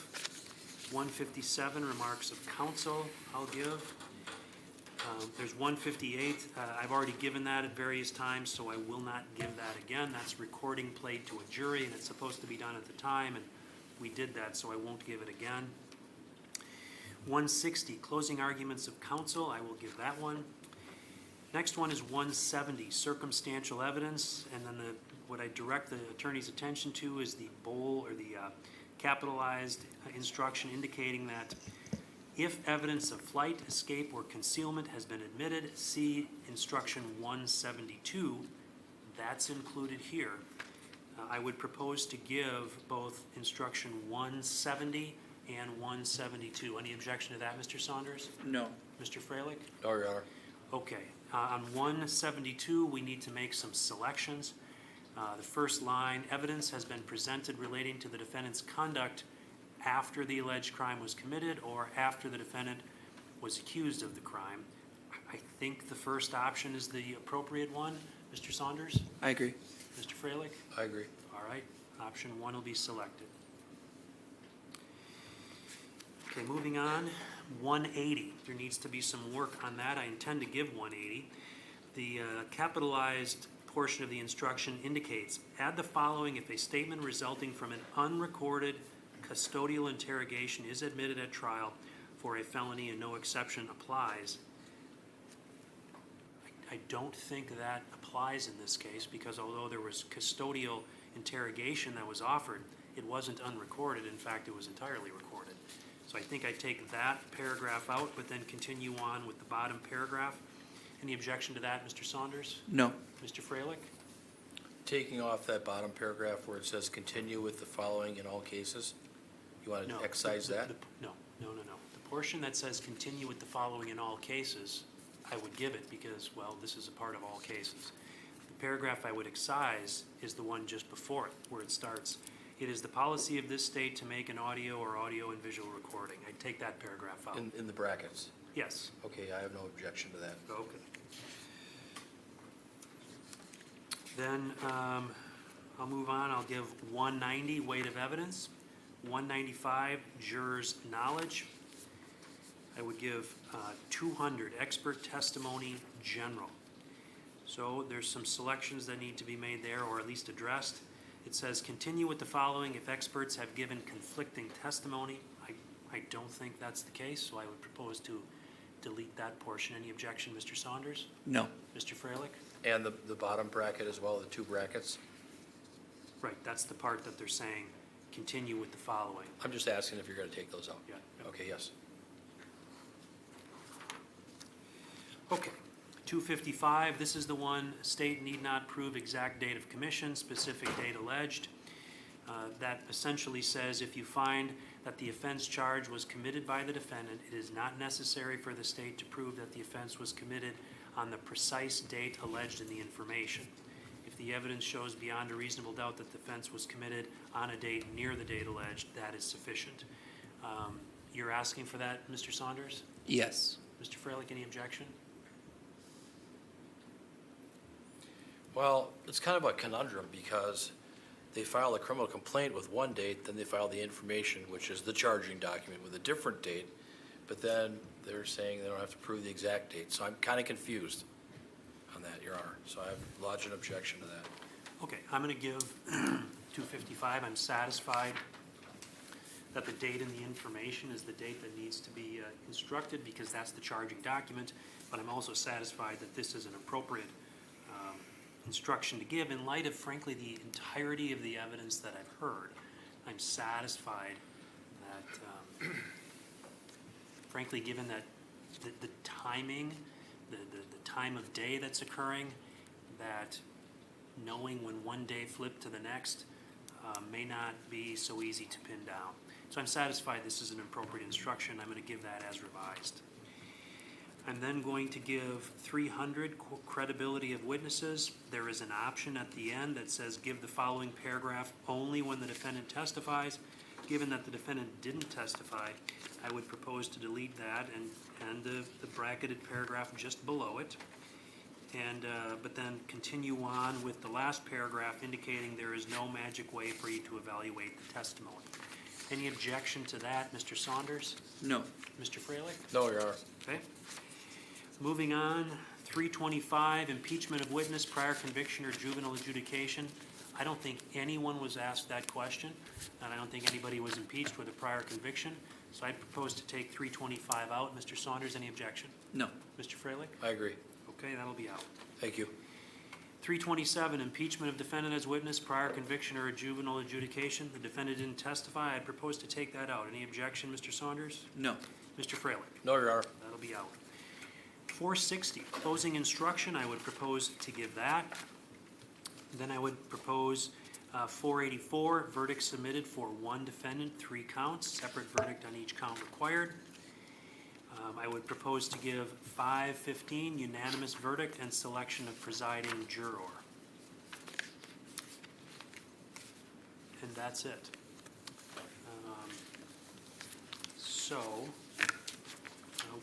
You'll have another opportunity to look at these after I've made those revisions, but such as they are, Mr. Saunders, any objection to the entirety of those instructions or anything I'm missing or that you'd like me to add? Yeah, 2 additions that I'd propose. Madam Clerk, do you have the copies? Okay, I have one for the court and council. The first is based on some testimony that we heard. It'd be our request to make clear that voluntary intoxication is not a defense. In the case, there's not a pattern jury instruction that really says that. There's a part of 755A that does have that sentence, and the state would ask that just that sentence be read given the state of the law and the state of the voluntary intoxication defense. So you're saying this is coming out of 755A? Correct. It's not directly applicable, but as modified, I believe it's accurate. Let me take a look at it.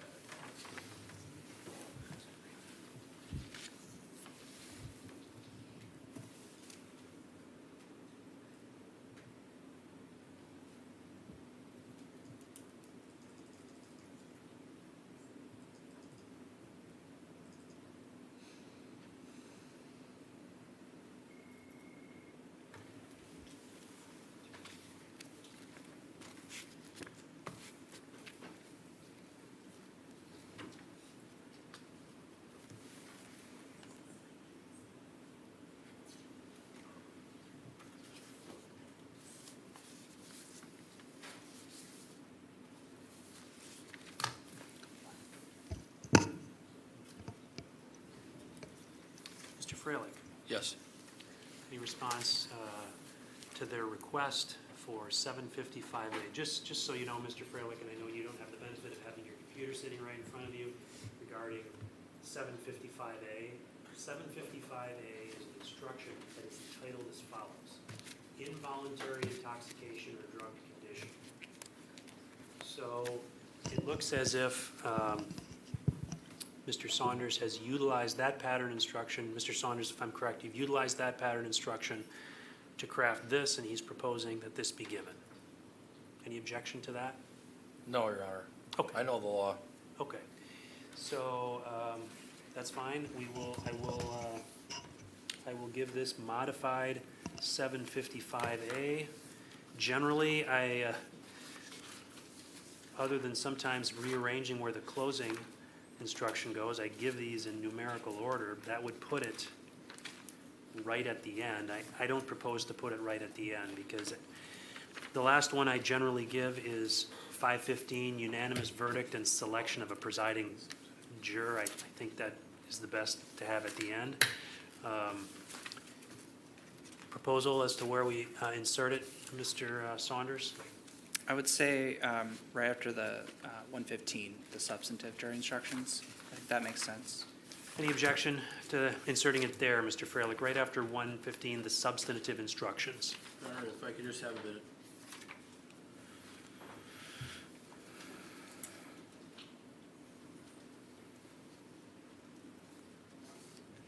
Yes, that makes sense. Okay. Very good. Okay, we've taken that one up, then, before I move on, do you have a Word document with these on it? I That do. you can forward to my judicial assistant? Okay. One of you, so that, because I'm gonna be heading over there shortly to finish these off, and we'll need it. But let's look at, you don't have to do that till we're done, but let's look at your other request then, Mr. Saunders. Yeah, so obviously that issue, or this issue, has been addressed in litigation. There's a motion to dismiss regarding the state doesn't need to prove that a crime victim was alive or deceased at the time of the sexual intercourse. And I think the state just envisioned a jury having that question, given the two elements don't clearly explain what I think is an accurate statement of the law. So our request would be to add something to address that issue, because obviously it's the facts and circumstances that the state's alleging in this case. Okay. Well, let me just, before I turn to Mr. Freilich, to take a look at his position on this, I'm just going to pull up the statute. Because we did have this issue that was raised as, at the motion hearing on June 13th. This was heard by the court. And I know at that point, I denied a motion to dismiss that count. And the assertion in that motion was that had been filed by the defense, that really the charge should be dismissed because at the time the alleged victim was deceased. And then we looked at the statute.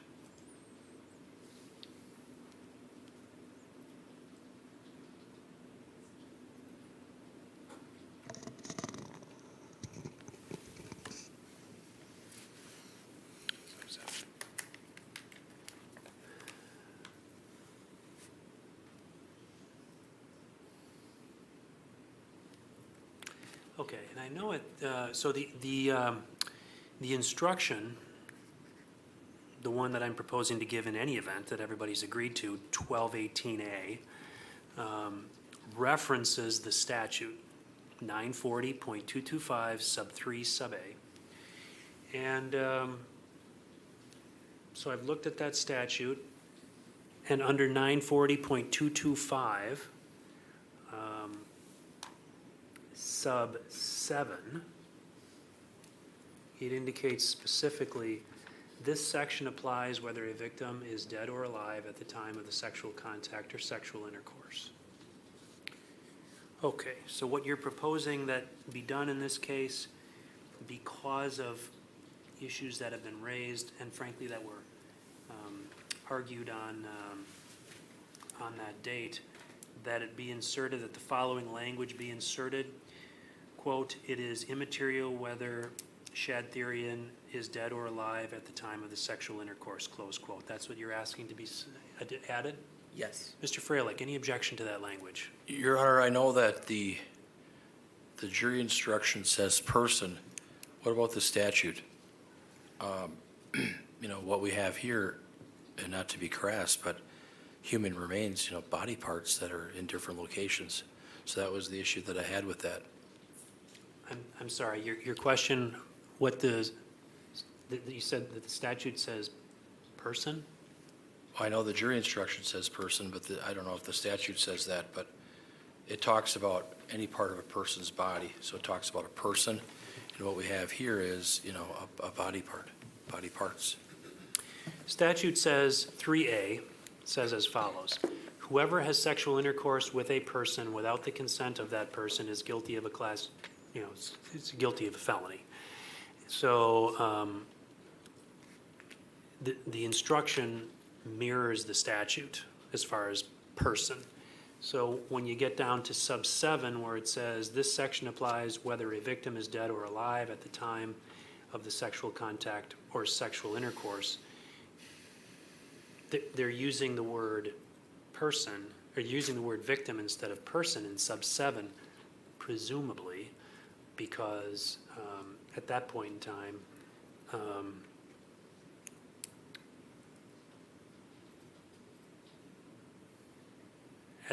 time, using the word person could get confusing as to whether you're talking about a victim or a perpetrator. If you just said, this section applies whether a person is dead or alive, and you perpetrate, I don't want to get into all the machinations, but it would seem as if the word victim is used in sub 7, perhaps for that reason. So the question, of course, is whether there's an objection to insertion of the language, it is immaterial whether Shadtherian is dead or alive at the time of the sexual intercourse. Any objection to that? I know that's in the statute, but is that in the pattern jury instruction that we have, Your Honor? It is not. It's not. He's So asking for it to be added in. Yeah, he wants to add something, correct? Yes. I'm going to object to that. Okay. I'm satisfied that, first of all, adding that language in is a correct statement of the law. It is. It's not as if modifying the instruction to something that's incorrectly outlines what the law is. It's an accurate statement of the law. Secondly, this is a bit of an unusual circumstance where typically when you see these assaults occur, you have someone in court testifying that they were the victim of a sexual assault. That's different, of course, when you have someone who is deceased. So the circumstances of this case are a little bit unique. It's already been put into this case. It was argued, and I'm satisfied that it's an appropriate addition in this particular case. These pattern jury instructions are not by any means mandated by law to be used. They're guides, and while we usually follow them, it's certainly permissible for courts to look at them and modify them as needed, and I think this is an appropriate addition. So I'm going to grant that request. And so that will be added to instruction 115, the subpart under 1218A. Anything else, Mr. Saunders? No, thank you. Right, Mr. Freilich, again, you're going to get a final opportunity to review these, but any additions or changes that you're looking for besides what we've already discussed? No, Your Honor, thank you very much. Okay. Let me just ask you then about the proposed verdict forms. Obviously, there are 3 counts. There will be 6 verdict forms, 1 for guilty and 1 for not guilty for each count. Mr. Saunders, have you had an opportunity to review those? Yes. Right. Changes or corrections on those? No. Mr. Freilich? One moment, please.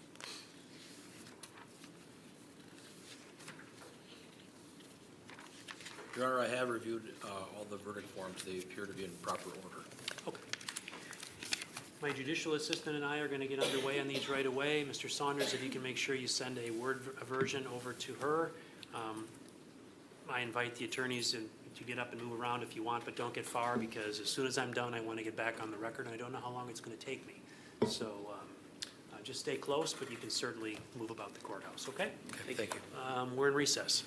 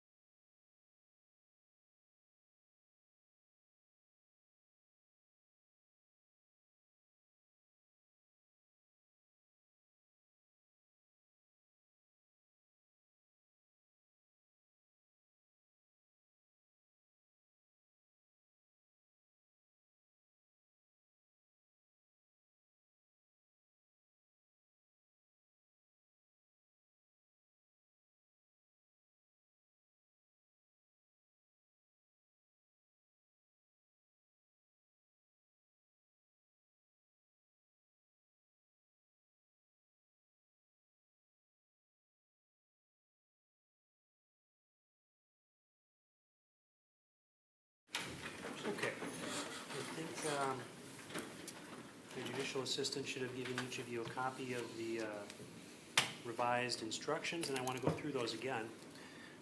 First of all, I would propose giving. I'll note that on the next page, I've inserted 602. I indicated that that's where I thought it was most appropriate to insert 602, so I'll give 100 followed by 602. Then I'll give 103, evidence defined. 115, one defendant, 3 counts. Changes that have been outlined in there, we've talked about. It'll say the counts will be listed as Tuesday, February 22nd, and I've revised the initials used for Mr. Therian. It will say Shad Therian.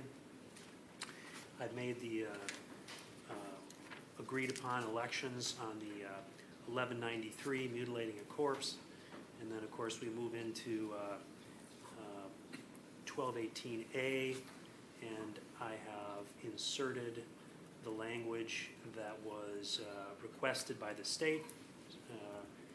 Mr. Freilich, I believe, objected to it. I ruled, however, that I was going to give it, and that sentence is, of course, under the subheading meaning of did not consent. It's the very last sentence, and I added that in. Then I'll give the modified 755A that was agreed upon and designed by Mr. Saunders. I will give 140, burden of proof and presumption of innocence. 145, information, not evidence. 147, improper questions. 148, objections of counsel, evidence received over objection. 150, stricken testimony. 155, exhibits. 157, remarks of counsel. 160, closing arguments of counsel. I'll give 170, circumstantial evidence. I'll give 172, circumstantial evidence, flight, escape, concealment. I will give 180, statements of defendant. 190, weight of evidence. 195, juror's knowledge. 200, expert testimony, general. I'll give 255, state need not prove exact date of commission. I'll give 300, credibility of witnesses. I'll give 460, closing instruction. 484, verdict submitted for 1 defendant, 3 counts, separate verdict on each count. I'll give 515, unanimous verdict and selection of presiding juror. We'll then select the alternates. A couple of things I want to take up. First of all, I did want to, because we didn't bring this up at our instruction conference, but it's not too big of a problem. I asked my clerk if she could hand one of those to each of the attorneys. This is what Mr. Freilich and I had spoken about earlier, 315. And Mr. Freilich, I know you didn't have a copy of that, but you can have a brief moment to review that with your client and take a few minutes to talk with her about whether or not you and she would like me to give that. Okay, Your Honor, thank you.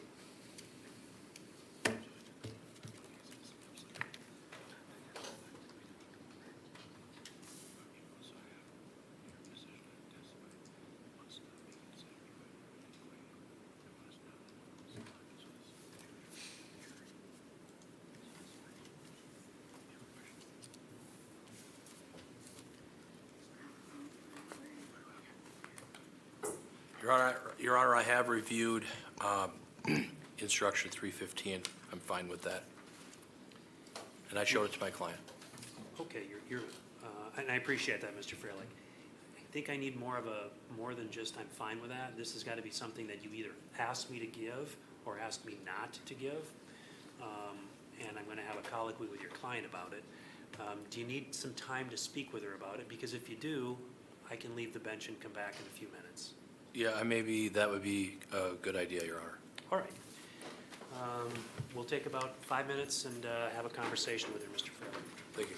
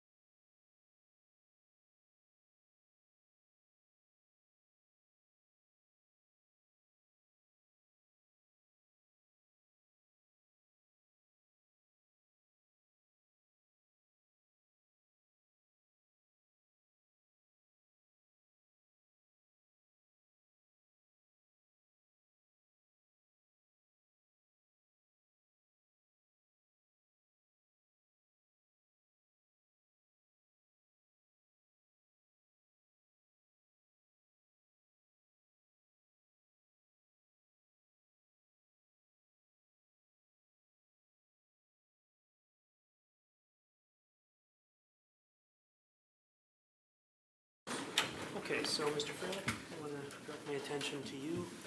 Have you had an opportunity to speak with your client about 315? Yes, so I just want to put this on the record. I talked to my client, we've talked a number of times throughout the duration of my representation. I've advised her that if the case went to a jury trial, she has a right to testify, she has a right to take the witness stand, she has a right to testify in her own defense, but anything that is said could possibly be used against her. So she understands that she has a constitutional right to testify. I also told her that she has an absolute constitutional right not to testify. She has a right to remain silent. She can invoke her Fifth Amendment privileges against self-incrimination. And we've talked about this at length on numerous occasions, several times today. We've reviewed this jury instruction 315, and she's indicated to me that she wishes to exercise her right to remain silent. Before, when you asked the question, I wasn't quite sure what you were asking, but I agree to the court reading instruction 315 to the jury. Thank you. So you're asking that I read this instruction to the jury? Yes. Okay. Ms. Schabusiness, you have a right to have this instruction read, or you have a right not to have the instruction read. And that right belongs to you and to you alone. Do you understand that? Yes, I do. Okay. Your attorney indicates to me that he would like me to have this instruction read to the jury. Is that correct? Yes. And you agree with that? Yes. You feel you need any more time to talk to him about that decision? No. Okay. I'm satisfied. Well, first of all, Mr. Saunders, any further inquiry you'd like me to make regarding 315? No. Mr. Freilich? No, Your Honor, thank you. I'm satisfied that Ms. Schabusiness has indicated that she would like me to read 315 to the jury, and as a result of that, I'm going to do that. The only other topic I want to take up with the attorneys, and then of course I'll ask generally whether you have anything you want to raise with me. Oftentimes I get a request, I usually read these in order, oftentimes I get a request to have 160 closing arguments read just before you give the closing arguments, which would mean it's right after 315. Before closings, and then obviously after closings I read 460. Any objection to my reading 160 just before closings, Mr. Saunders? No. Mr. Freilich? No, Your Honor. Okay, I'm going to have 160 then. I'll slide that in just before 315. Strike that, just after 315. Okay. Mr. Saunders, are there any other topics or issues regarding the instructions that you'd like to bring up with me? No. You're satisfied with the instructions and the order in which I propose to give them? Yes. Mr. Freilich, any topics you'd like to raise regarding the instructions No, I would not, Your Honor. I'm in agreement with the form of the instructions. and the order with which I propose to give them? Yes, I am. Very good. Then, before I ask you about durations of closings, I guess what I would just indicate is I intend to bring the jury out. I intend to instruct them right up through the closing instruction. Attorneys can close. There will be potentially some rebuttal closing. And then we'll select the alternate and the deliberations will be underway. Anything to bring up before we do that, Mr. Saunders? No. Mr. Freilich? No, Your Honor. Okay. Then with that, we'll bring the jury in.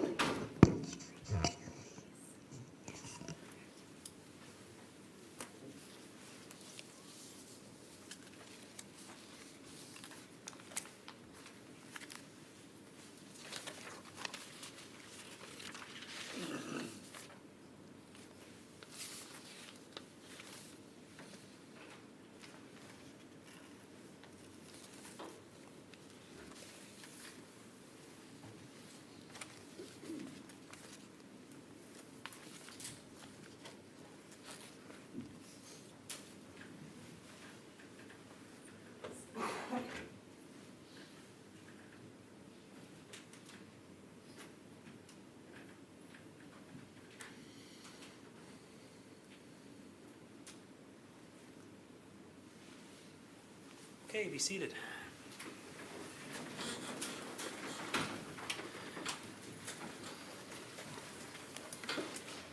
Members of the jury, the court will now instruct you upon the principles of law which you are to follow in considering the evidence and in reaching your verdict. It is your duty to follow all of these instructions.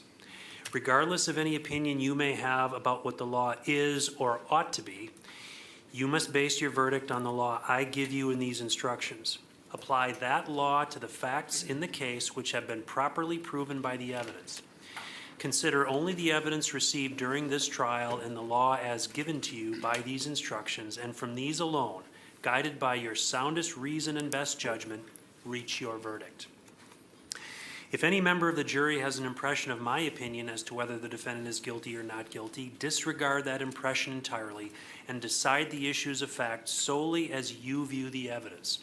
You, the jury, are the sole judges of the facts, and the court is the judge of the law only.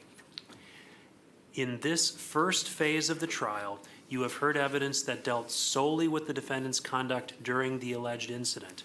You are to determine only whether the defendant is guilty of the charges of first-degree intentional homicide, mutilating a corpse, and third-degree sexual assault. If you find the defendant not guilty, the trial will be over. If you find the defendant guilty, the trial will proceed to the second phase, where you will determine whether the defendant was not responsible by reason of mental disease or defect. Evidence is, first, the sworn testimony of witnesses, both on direct and cross-examination, regardless of who called the witness. Second, the exhibits the court has received, whether or not an exhibit goes to the jury room. Third, any facts to which the lawyers have agreed or stipulated, or which the court has directed you to find. Anything you may have seen or heard outside the courtroom is not evidence. You are solely on the evidence offered and received at trial. The first count of the information in this case charges that, count 1, the above-named defendant on or about Tuesday, February 22nd, 2022, in the city of Green Bay, Brown County, Wisconsin, did cause the death of Shad Therian with the intent to kill that person, contrary to sections 940.01 sub 1 sub A, 939.62 sub 1 sub C Wisconsin statutes. To this charge, the defendant has entered a plea of not guilty, which means the state must prove every element of the offense charged beyond a reasonable doubt. First-degree intentional homicide, as defined in section 940.01 of the Criminal Code of Wisconsin, is committed by one who causes the death of another human being with the intent to kill that person or another. Before you may find the defendant guilty of first-degree intentional homicide, the state must prove by evidence which satisfies you beyond a reasonable doubt that the following two elements were present. First, the defendant caused the death of Shad Therian.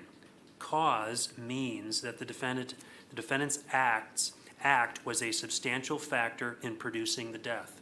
Second, that the defendant acted with the intent to kill Shad Therian. Intent to kill means that the defendant had the mental purpose to take the life of another human being or was aware that her conduct was practically certain to cause the death of another human being. While the law requires that the defendant acted with the intent to kill, it does not require that the intent exist for any particular length of time before the act is committed. The act need not be brooded over, considered, or reflected upon for a week, a day, an hour, or even for a minute. There need not be any appreciable time between the formation of the intent and the act. The intent to kill may be formed at any time before the act, including the instant before the act, and must continue to exist at the time of the act. You cannot look into a person's mind to find intent. Intent to kill must be found, if found at all, from the defendant's acts, words, and statements, if any, and from the facts and circumstances in this case bearing upon intent. Intent should not be confused with motive. While proof of intent is necessary to a conviction, proof of motive is not. Motive refers to a person's reason for doing something. While motive may be shown as a circumstance to aid in establishing the guilt of a defendant, the state is not required to prove motive on the part of a defendant in order to convict. Evidence of motive does not by itself establish guilt. You should give it the weight you believe it deserves under all the circumstances. If you are satisfied beyond a reasonable doubt that the defendant caused the death of Shad Therian with the intent to kill, you should find the defendant guilty of first-degree intentional homicide. If you are not so satisfied, you must find the defendant not guilty. The second count of the information charges that count 2, the above-named defendant on or about Tuesday, February 22nd, 2022, in the city of Green Bay, Brown County, Wisconsin, did dismember a corpse with the intent to conceal a crime, contrary to section 940.11 sub 1 and 939.62 sub 1 sub c of the Wisconsin statutes.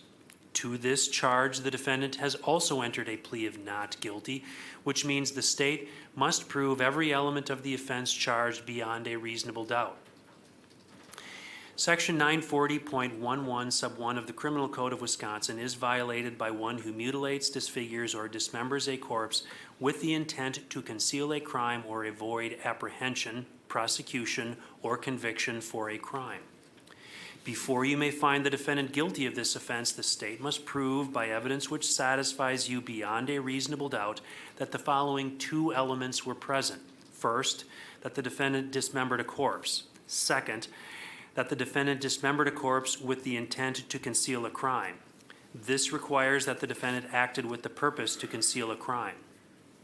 You cannot look into a person's mind to find out intent.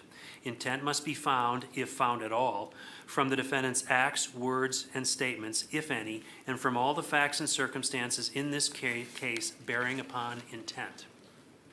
If you are satisfied beyond a reasonable doubt that both elements of this offense have been proved, you should find the defendant guilty. If you are not so satisfied, you must find the defendant not guilty. The third count of the information charges that, count 3, the above-named defendant on or about Tuesday, February 22nd, 2022, in the city of Green Bay, Brown County, Wisconsin, did have sexual intercourse with Shad Therian without that person's consent, contrary to sections 940.225 sub 3 sub a and 939.62 sub 1 sub b of the Wisconsin statutes. To this charge, the defendant has also entered a plea of not guilty, which means the state must prove every element of the offense be charged beyond a reasonable doubt. Third-degree sexual assault, as defined in section 940.225 sub 3 sub a of the Criminal Code of Wisconsin, is committed by one who has sexual intercourse with another person without consent. Before you may find the defendant guilty of this offense, the state must prove by evidence which satisfies you beyond a reasonable doubt that the following 2 elements were present. First, that the defendant had sexual intercourse with Shad Therian. Second, that Shad Therian did not consent to the sexual intercourse. Sexual intercourse means any intrusion, however slight, of any part of a person's body or of any object into the genitalia or anal opening of another. Emission of semen is not required. Did not consent means that Shad Therian did not freely agree to have sexual intercourse with the defendant. In deciding whether Shad Therian did not consent, you should consider what the defendant said and did, along with all the other facts and circumstances. This element does not require that Shad Therian offered physical resistance. It is immaterial whether Shad Therian is dead or alive at the time of the sexual intercourse. If you are satisfied beyond a reasonable doubt that both elements of third-degree sexual assault have been proved, you should find the defendant guilty. If you are not so satisfied, you must find the defendant not guilty. An intoxicated or drugged condition is a defense to criminal liability only if it is involuntarily produced. In reaching your verdict, examine the evidence with care and caution. Act with judgment, reason, and prudence. Defendants are not required to prove their innocence. The law presumes every person charged with the commission of an offense to be innocent. This presumption requires a finding of not guilty unless in your deliberations you find it is overcome by evidence which satisfies you beyond a reasonable doubt that the defendant is guilty.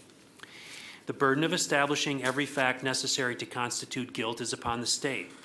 Before you can return a verdict of guilty, the evidence must satisfy you beyond a reasonable doubt that the defendant is guilty. If you can reconcile the evidence upon any reasonable hypothesis consistent with the defendant's innocence, you should do so and return a verdict of not guilty. The term reasonable doubt means a doubt based upon reason and common sense. It is a doubt for which a reason can be given, arising from a fair and rational consideration of the evidence or lack of evidence. It means such a doubt as would cause a person of ordinary prudence to pause or hesitate when called upon to act in the most important affairs of life. A reasonable doubt is not a doubt which is based on mere guesswork or speculation.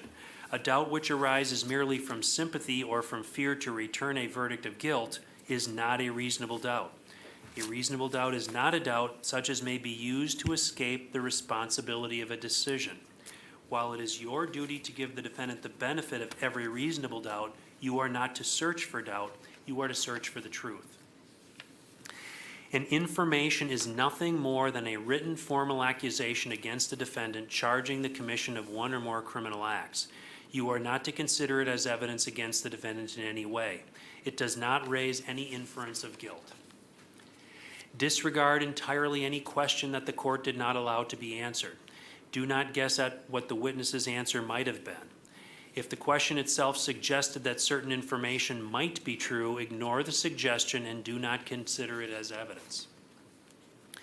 Attorneys for each side have the right and the duty to object to what they consider are improper questions asked of witnesses and to the admission of other evidence which they believe is not properly admissible. You should not draw any conclusions from the fact that an objection was made. By allowing the testimony or other evidence to be received over the objection of counsel, the court is not indicating any opinion about the evidence. You jurors are the judges of the credibility of the witnesses and the weight of the evidence. During the trial, the court has ordered certain testimony to be stricken. Disregard all stricken testimony. An exhibit becomes evidence only when received by the court. An exhibit marked for identification and not received is not evidence. An exhibit received is evidence whether or not it goes to the jury room. Remarks of the attorneys are not evidence. If the remark suggested certain facts not in evidence, disregard the suggestion. It is not necessary that every fact be proved directly by a witness or an exhibit. A fact may be proved indirectly by circumstantial evidence. Circumstantial evidence is evidence from which a jury may logically find other facts according to common knowledge and experience. Circumstantial evidence is not necessarily better or worse than direct evidence. Either type of evidence can prove a fact. Whether evidence is direct or circumstantial, it must satisfy you beyond a reasonable doubt that the defendant committed the offense before you may find the defendant guilty. Evidence has been presented relating to the defendant's conduct after the alleged crime was committed. Whether the evidence shows a consciousness of guilt and whether consciousness of guilt shows actual guilt are matters exclusively for you to decide. The state has introduced evidence of statements which it claims were made by the defendant. It is for you to determine how much weight, if any, to give to each statement. In evaluating each statement, you must determine three things. Whether the statement was actually made by the defendant. Only so much of a statement as was actually made by a person may be considered as evidence.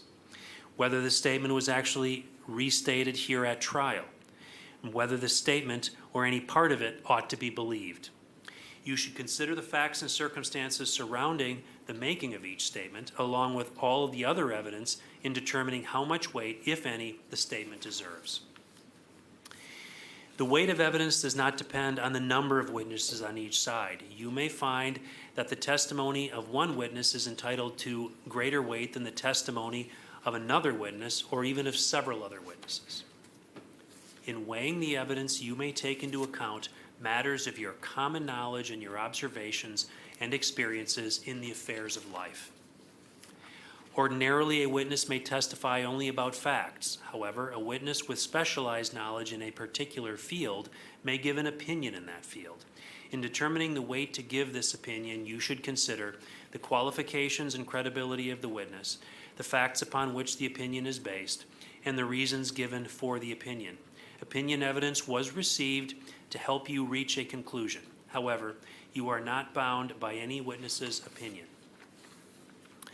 If you find that the offense charged was committed by the defendant, it is not necessary for the state to prove that the offense was committed on the precise date alleged in the information. If the evidence shows beyond a reasonable doubt that the offense was committed on a date near the alleged date, that is sufficient. It is the duty of the jury to scrutinize and to weigh the testimony of each witness and to determine the effect of the evidence as a whole. You are the sole judges of the credibility, that is, the believability of the witnesses and the weight to be given to their testimony. In your determination of credibility, you must avoid bias, conscious or unconscious, based upon the witness's race, national origin, religion, age, ability, gender identity, sexual orientation, education, income level, or any other personal characteristic. In determining the credibility of each witness and the weight you give to the testimony of each witness, consider these factors: whether the witness has an interest or lack of interest in the result of this trial, the witness's conduct, appearance, and demeanor on the witness stand, the clearness or lack of clearness of the witness's recollections, the opportunity the witness had for observing and for knowing the matters the witness testified about, the reasonableness of the witness's testimony, the apparent intelligence of the witness, bias or prejudice, if any has been shown, possible motives for falsifying testimony, and all other facts and circumstances during the trial which tend either to support or discredit the testimony. Then, give to the testimony of each witness the weight you believe it should receive. There is no magic way for you to evaluate the testimony. Instead, you should use your common sense and experience. In everyday life, you determine for yourselves the reliability of things people say to you. You should do the same thing here. A defendant in a criminal case has the absolute constitutional right not to testify. The defendant's decision not to testify must not be considered by you in any way and must not influence your verdict in any manner. Consider carefully the closing arguments of the attorneys, but their arguments and conclusions and opinions are not evidence. Draw your own conclusions from the evidence and decide upon your verdict according to the evidence and under the instructions given to you by the court. We're now ready for the attorneys to give their closing arguments.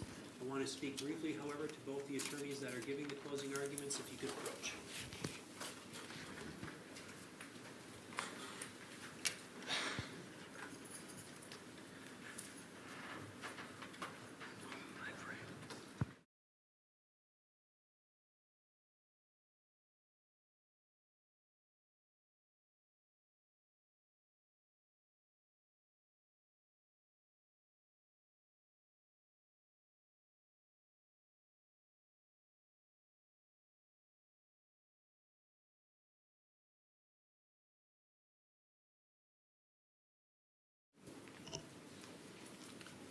And ladies and gentlemen, in the event you were wondering, you are going to get a copy of these instructions during your deliberations, because I know they're lengthy.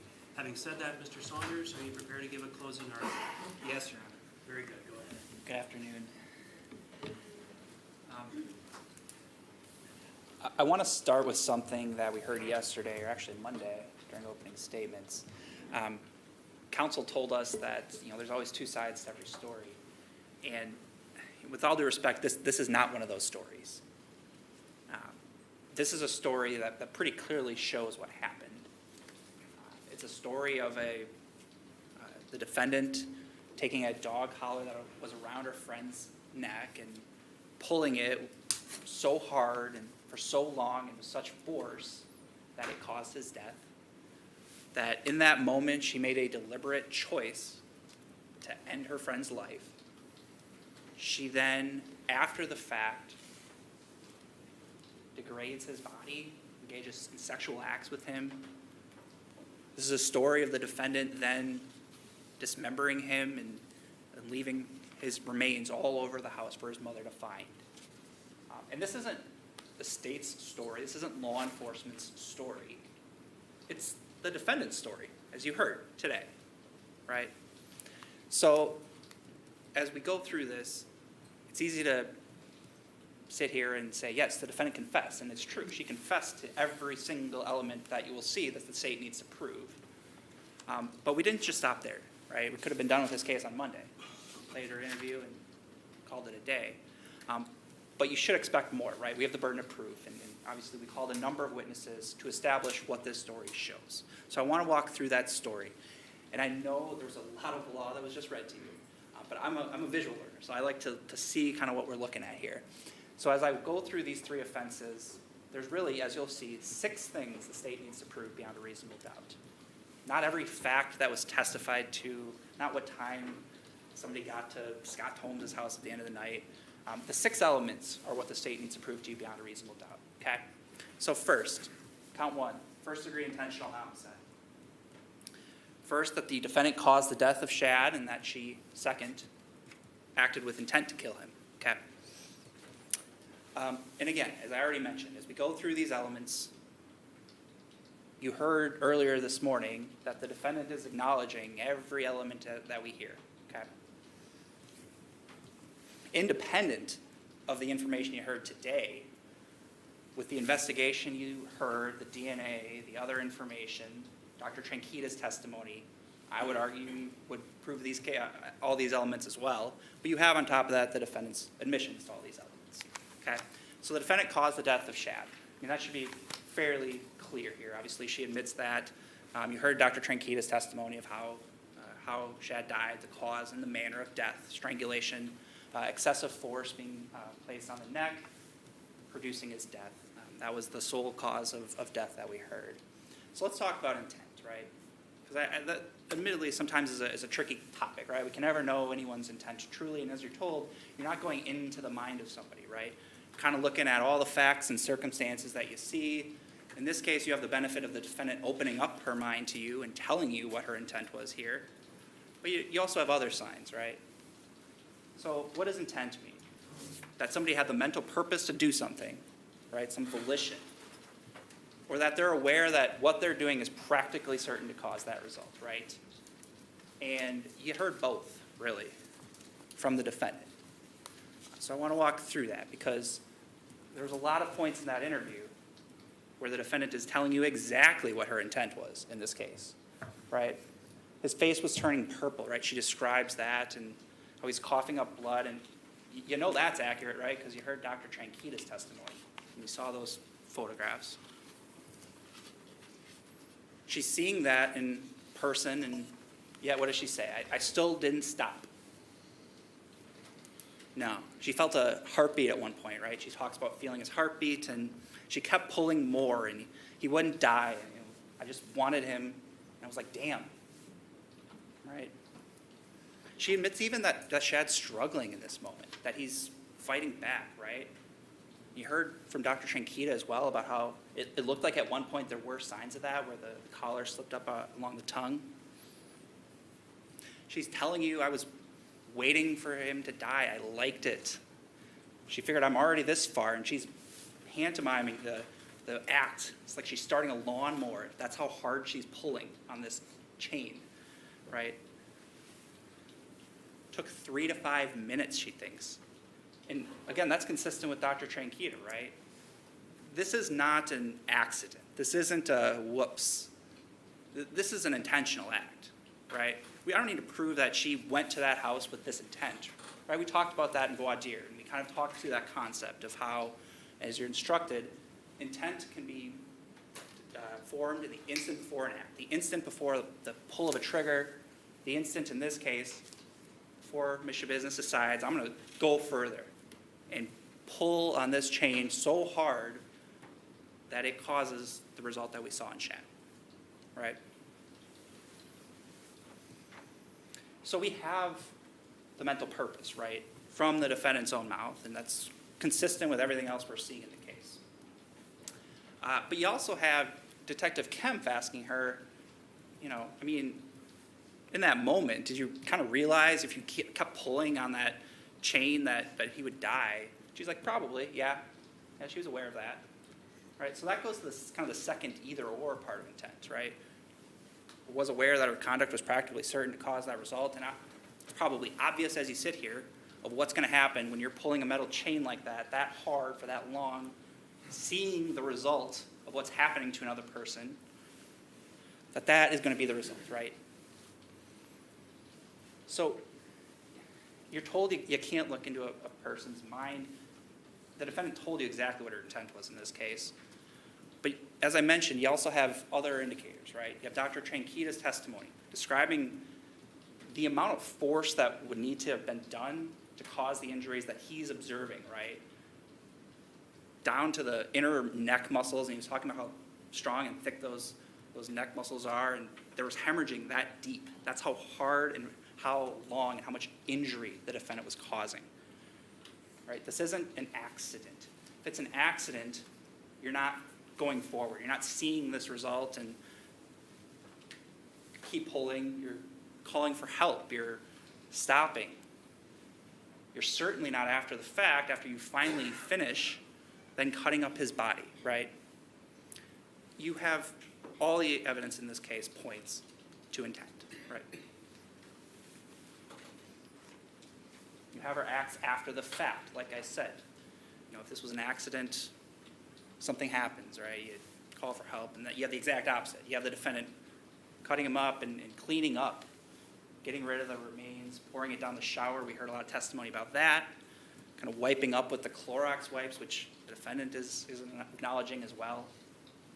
So you have the defendant's statement in the case, and it lines up with everything else in the case, right? Even little facts that she's remembering and telling you about, right? The timeline of the February 21st night, right? We heard from A.J. Gannon, you heard the stipulated testimony from Mr. Tomes, you heard from Mike Therian. It's all consistent. Yeah, they were coming and going. You then heard from Steve Hendricks about, yep, they got back sometime in the early morning and I let them in. Defendant's telling you that same thing. Steve is talking about how at one point during the day on the 22nd, she comes up and asks for her eyeglasses, and we heard the defendant talk about that as well. We heard Detective Graff testify about that. So everything she's saying is consistent with what we're objectively seeing, what law enforcement is finding. And in some respects, the defendant's leading the investigation, right? Because when they get there, when law enforcement gets there, we saw Officer Wanish's body cam. We heard from Detective Scanlon and even Dr. Tranquita about how it was really hard to determine what exactly happened when they first got there. And all that information is being provided by the defendant. Okay? So it's an intentional act. She had the mental purpose. We heard about that. It's not, as I talked about, it can be formed at any time before the act, right? It doesn't need to be premeditated. That's not the law in this state. And it's really important, too, to not confuse this with motive, right? We heard evidence about motive, right, and her interest in Jeffrey Dahmer and all that entails. But intent doesn't mean motive. This is what intent means, and we proved intent, right? She caused his death, and she acted intentionally, and she told you as much. So those are the two elements. Those are the two things the state needs to prove beyond a reasonable doubt. Count two, mutilating a corpse. So again, there's two elements for this crime. First, the defendant dismembered a corpse. Second, did so with the intent to conceal a crime. So the first element, I think, is pretty clear, right? And we heard extensive testimony from many people, and we saw Dr. Tranquita's diagrams, and obviously I can't imagine this element is going to be in dispute, right? And so again, though, we have this concept of intent, the purpose to conceal a crime, right? And I mean, as you're instructed, you use your common sense. Like, why is somebody going to this length, not only cutting up a body? We heard from Dr. Tranquita about the multiple sort of start and stop kind of signs, the total evisceration of Shad, bagging him into other bags and attempting to carry out. Like, that's the intent, right? We use our common sense that's why you're doing that. But again, she was asked about this, the defendant. And remember in that February 28th interview, the second interview with Detective Graff and Detective Scanlon, she's saying exactly what her intent was, right? It was because there's other people in the house. Like, what am I going to do? Leave the body and have mom find it? She admits, again, this was her intent, and it's obvious with our common sense, but it shows that the state has proved both elements of this crime as well. count 3 is third-degree sexual assault. So if the defendant had sexual intercourse with Shad and did so without consent. So let's talk about the first part. Sexual intercourse is defined in this state as inserting any object into the genital or anal opening of another, or engaging in oral contact with the penis. We heard about both, right? The defendant admitted to both. She's talking about how she's put the dildo in Chad's anus after she killed him. She's talking about how she was sucking on his penis, and there were other phrases used to that effect.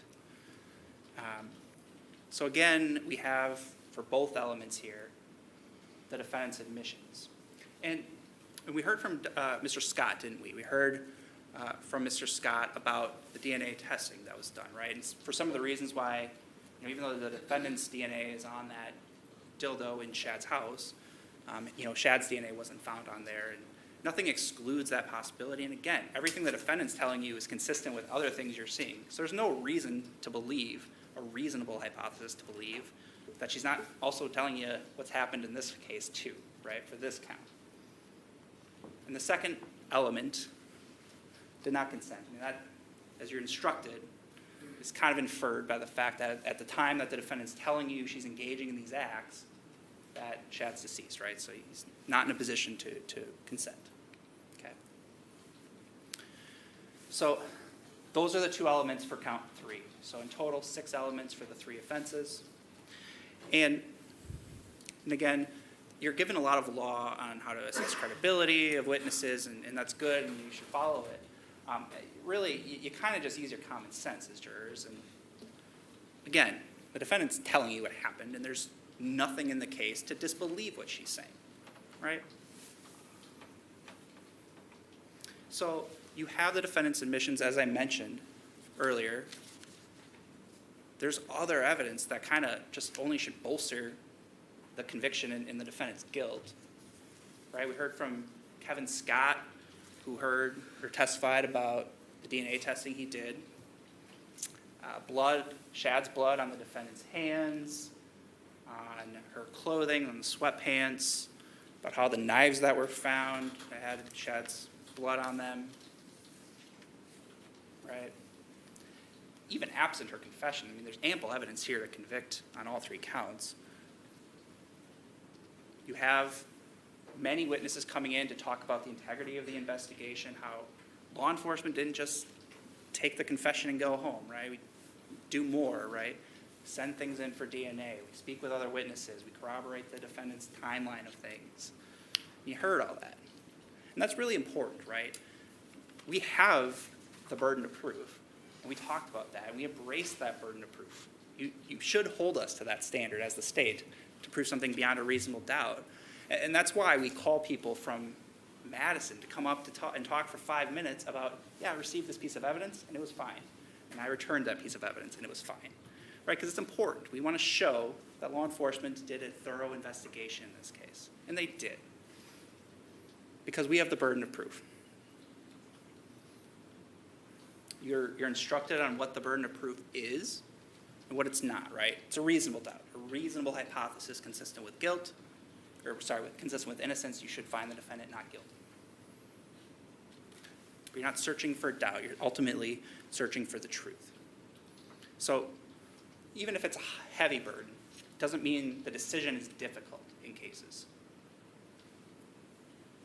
You are instructed not to search for doubt. You're to search for the truth.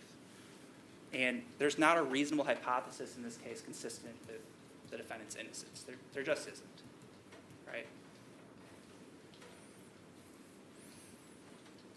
There's one truth in this case. There's one side of the story, and it happens to be the defendant's story as well, but it's consistent with everyone else's story. It's because that story is the truth of what the defendant did to her friend Shad. And based on that, we would ask that you return guilty verdicts on all 3 counts. Thank you.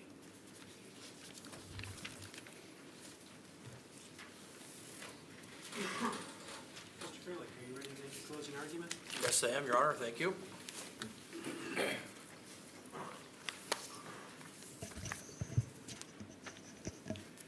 may it please the court, ladies and gentlemen of the jury, Mr. Lissay, Mr. Saunders.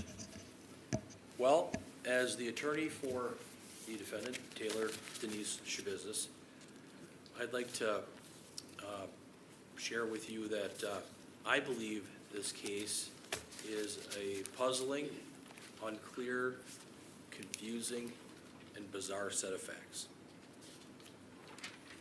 It is unknown what really happened between February 22nd of 2022 and February 23rd of 2022. What we do know in this case is that numerous law enforcement officers testified. We had detectives, we had police officers, we had Dr. Trunkita, and DNA experts, forensic specialists, lots of different people, some citizen witnesses. I'd ask that you consider setting aside your emotions and decide this case based on the facts that are presented, that have been presented. You've sat here for the last 3 days. You've been here in court. I know that you've listened very closely. But don't assume anything. When you deliberate about all of the facts.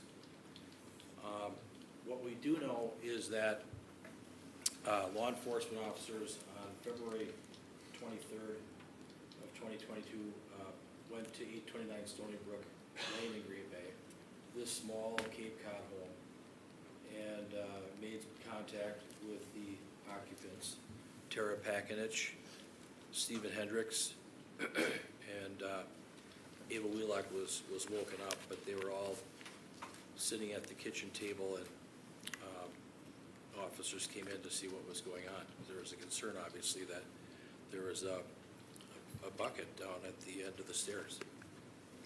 And we heard from Detective Groff that this was an ongoing investigation, law enforcement.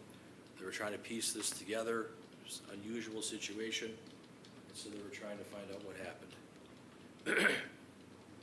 Unfortunately, I believe it was Officer Plonky and Officer Wanish, they testified, they came here and indicated that they went down to check out what was in the basement, and there was a head. It was the head of Shad Therian in that black Fleet Farm bucket. And the investigation continued on. But what I submit to you, ladies and gentlemen, is that there really are no eyewitnesses as to what really happened down in the basement. There is no Taylor Schabusiness there, no other people there, and so that'll be something that you'll have to consider and think about. Then law enforcement realized that there was a secondary scene, and that was at 2353 Eastman Avenue, apartment 1 of that parking lot. And you saw the video. The officers, I think it was Officer Garth Russell, and a couple of other ones, ladies who walked up. Microphone, sorry. Thank you. The officers walked up and they parked a distance away, and they walked up in the snow and they saw a line of cars in front of the apartment complex. And they saw that, they saw a minivan. It was a gold Town and Country Chrysler minivan, and that was a vehicle of concern. Had some snow on the back windshield. There were vehicles on either side. And the officers walked up and they heard, or they saw some lights on the van, and then they saw someone come out the front door, and it was my client. It was Taylor Schabusiness. At that point, she was arrested by Officer Russell, and another officer then realized there was a male inside of the apartment number 1 down the hall.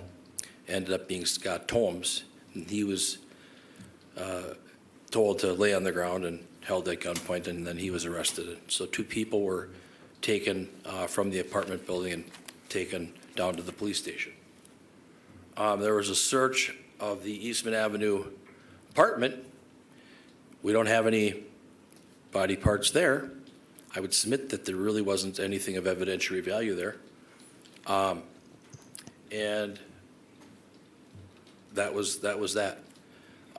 Later on, officers and detectives realized that that minivan was something that they were concerned about, so that was taken down to the police storage garage. And then we found out that from Dr. Tranquita and some of the other forensic specialists, Andre, I believe it was investigator Andre, and Zarnecki. And so they donned Tyvek gear, protective PPE equipment, and they methodically investigated the back of the minivan, and they found the crock pot box that was in a laundry basket sitting on a seat, and there were human remains in there. Nobody saw Taylor Schabusiness driving this minivan. So these are some of the facts that you gotta think about. Don't rush to judgment, but talk about it, analyze it. As jurors, you have to analyze the facts that you hear, and you have to apply the law that the judge gives you. It's a daunting task.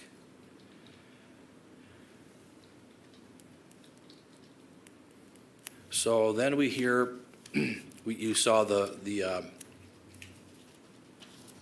video, the interview between Detective Groff and my client, Taylor Schabusiness. She was taken down to the Green Bay Police Department. Photographs were taken of her, and clothes were taken, and she was put in a yellow suit and then later a blue suit, but she was asked questions. And you got to remember what she said and what questions were being asked. She did say during the interview, "I can't think right now. I'm effing nuts." She said that she was up all night, that the body would rebuild itself. She said weird, odd things. Consider her credibility. Consider what she says. Consider what she said to Detective Groff or Detective Scanlon. She said stuff, I would submit that she said things that didn't make sense. She says, I have no idea to some of the questions that the detectives asked her. You remember seeing the video on the screen.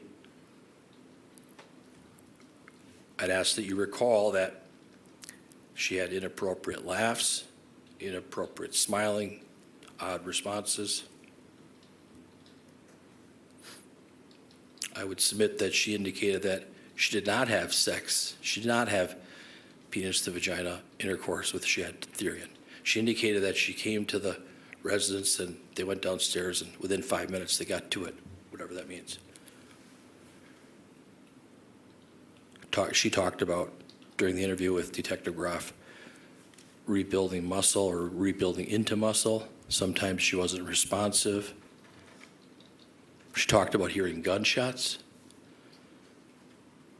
But I believe Detective Groff said that there were no gunshots in the area of Stony Brook. Eastman Avenue was some other place. She said she was paranoid. She said weird things like, I don't like open spaces. I don't like open spaces.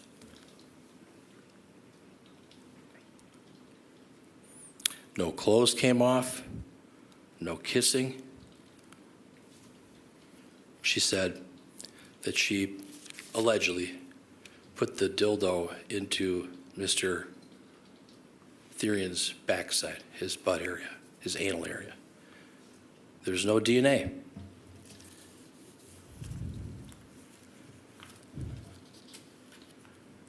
We heard from Kevin Scott, DNA expert.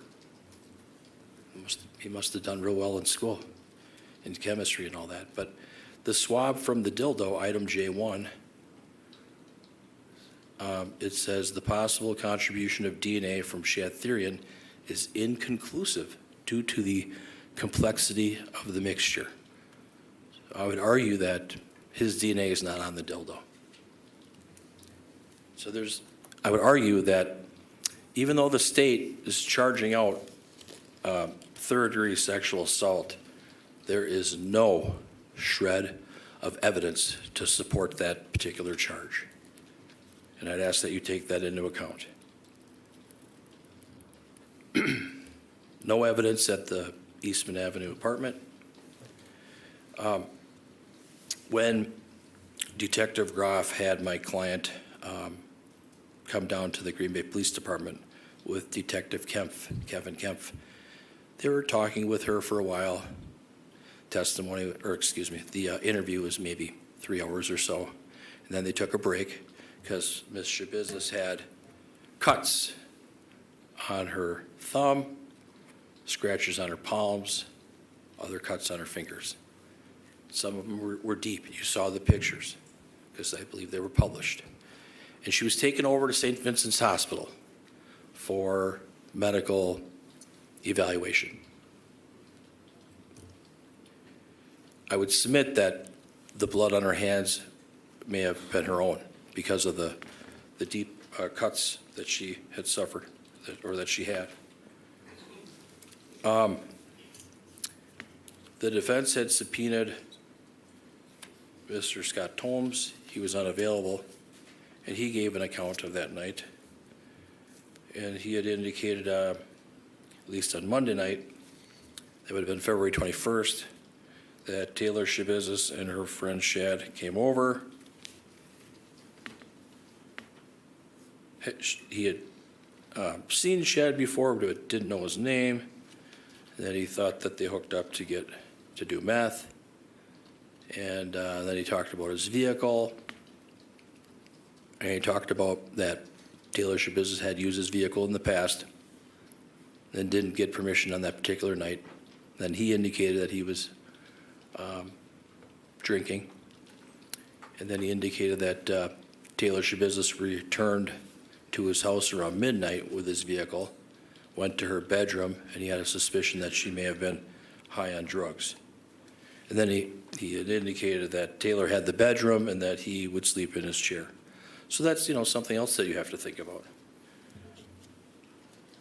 We heard from Lieutenant Buckman. He was a veteran on the Green Bay Police Department, and that he was doing some investigating, and he wasn't sure if Taylor Schabusiness was a suspect or a victim because it was an ongoing new investigation. So that's something you have to take into account as well.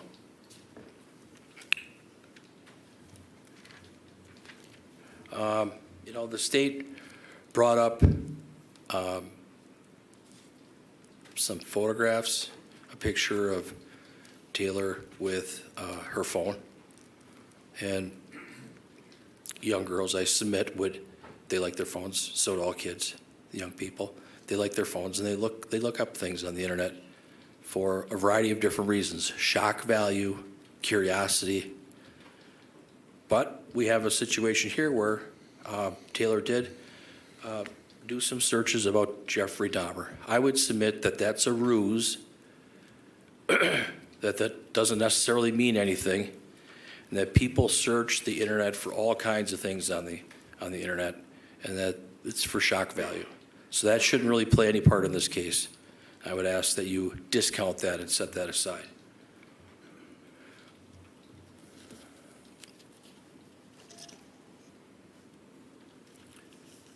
Now, I would argue that I would argue that it's not a clear case here. Was this an accidental death? Did Taylor Schabusiness kill Shad Therian? Was there intent to kill Shad Therian? Did Taylor Schabusiness have the mental purpose to kill Shad Therian? Different theories, different things for you to think about.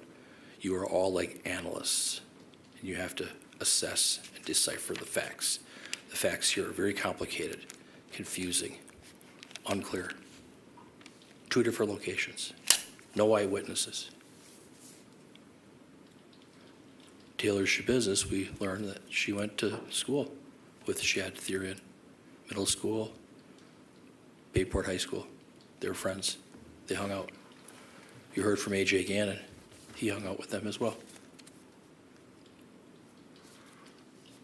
Can you trust what someone says when they're hopped up on meth, on drugs? The state wants you to look into Taylor Schabusiness's mind to find out what her intent was. And that's a difficult task. Did she have a clear mind on February 22nd of 2022 as to what was really going on?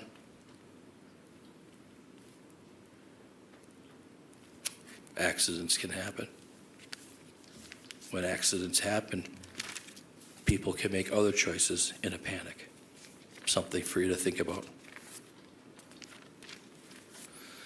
This sexual assault charge, how can you have sexual intercourse with the facts that have been laid out and presented to you? It's mind-boggling. How can you have sex when genitals are in one place and the body's in a different place? It's foggy, it's cloudy. It's hard to imagine, almost impossible to try and figure out what did or didn't happen. I would submit to you that no sexual assault occurred. I'd ask that you find her not guilty of third-degree sexual assault. You can't rely on everything Taylor Schabusiness says. Think about that, please. She chose not to testify under our Constitution of the United States of America. She doesn't have to testify. It's what the law provides. You don't have to take the witness stand. You have a right to remain silent, and you can't use that fact alone against her. I would argue that based on all of the evidence and the testimony in this case, that you find my client not guilty of all the charges. Thank you very much for your time.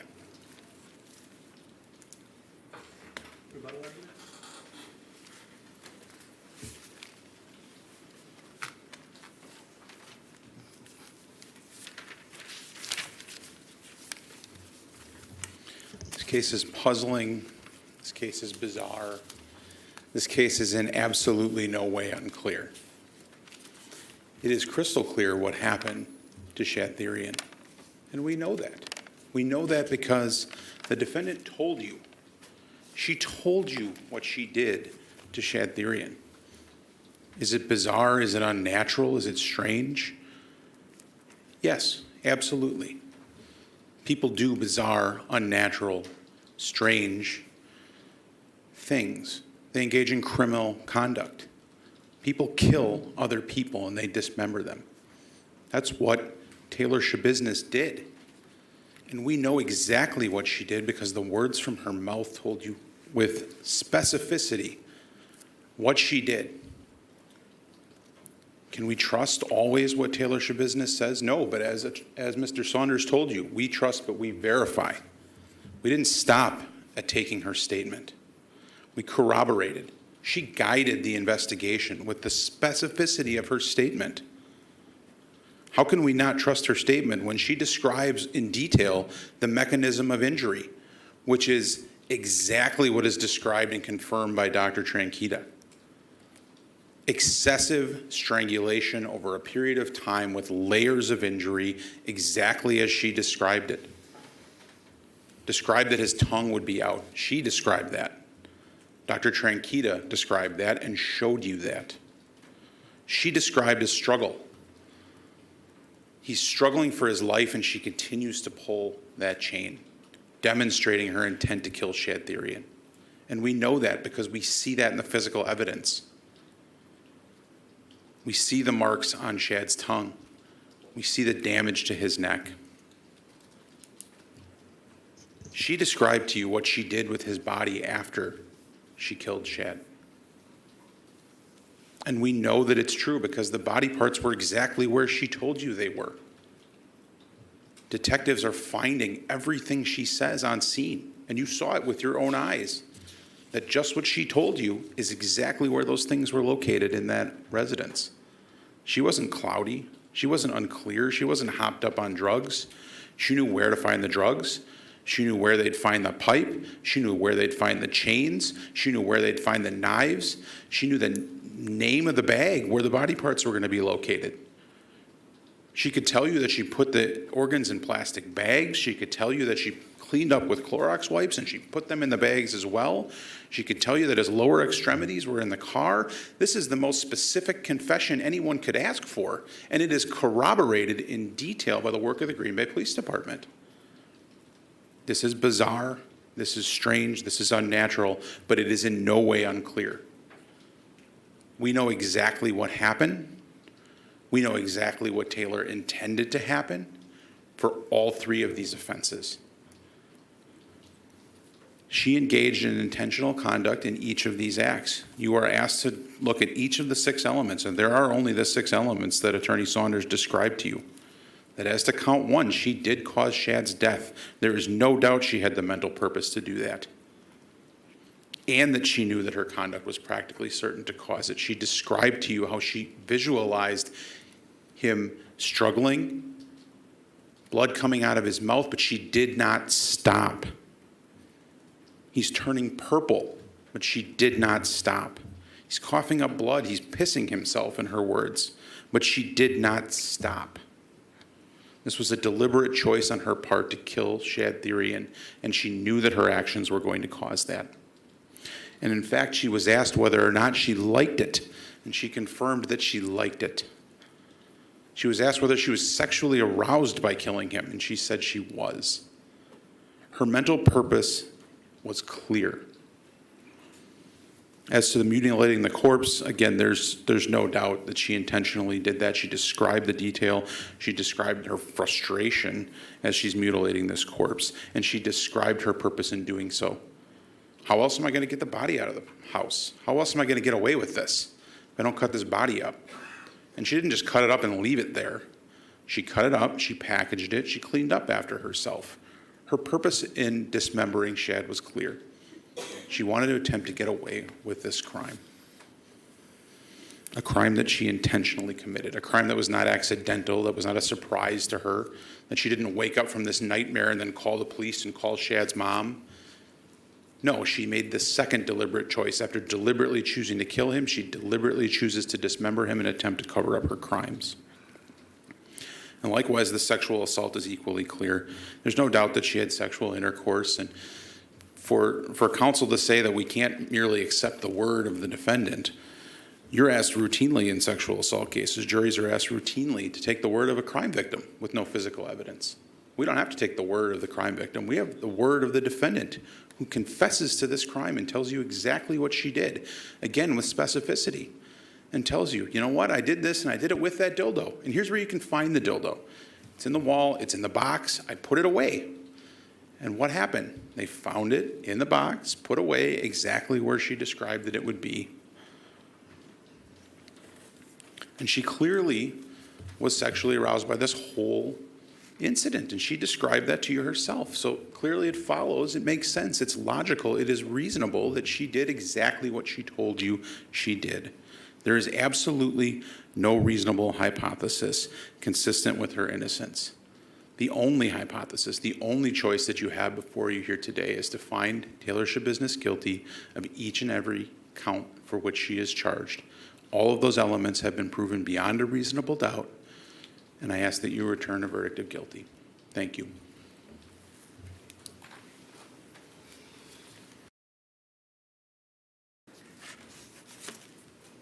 Now, members of the jury, the duties of counsel in the court have been performed. The case has been argued by counsel.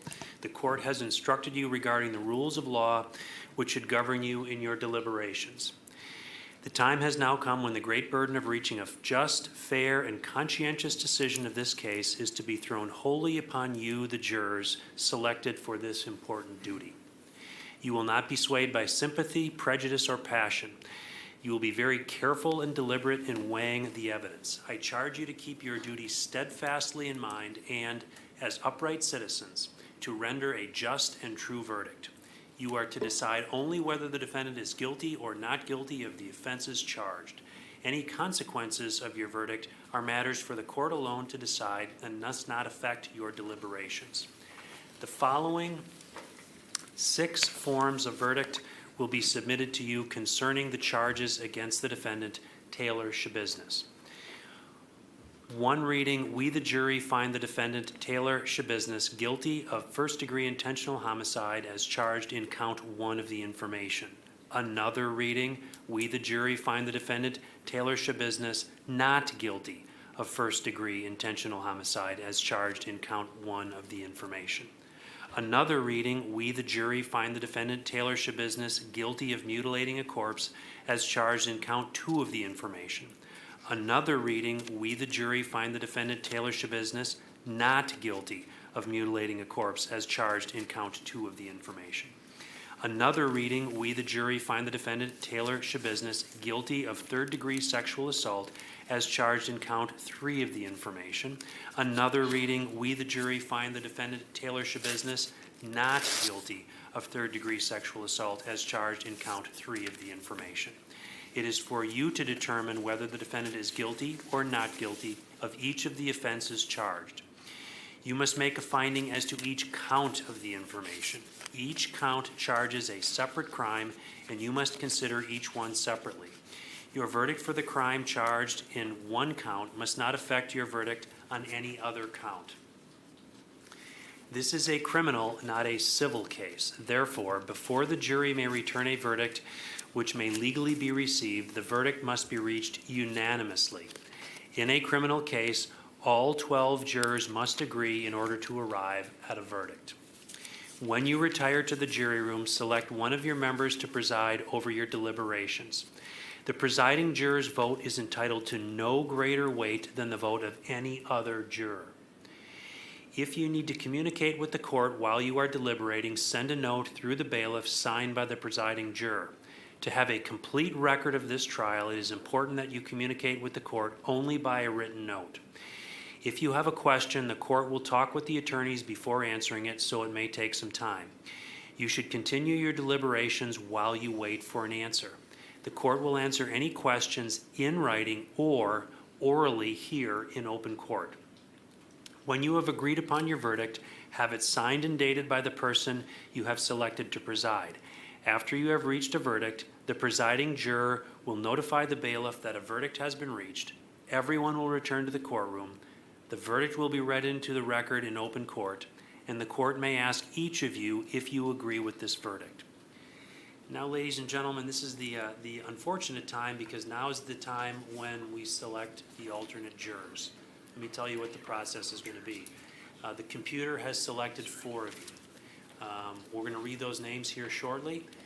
If your name is read, I'm going to ask that you simply stand up and go have a seat in that first pew right there, because I'm going to want to address you, first pew right here, because it's open. And I'm going to address you after the other jurors have been excused. The remaining 12 jurors are going to participate in the deliberation process, and you will accompany the bailiffs to the jury room. If you're selected as an alternate, your participation in the case at this point will be concluded. I will make sure, however, that you are addressed by a bailiff who will assist you in retrieving any items that you may have in the jury room.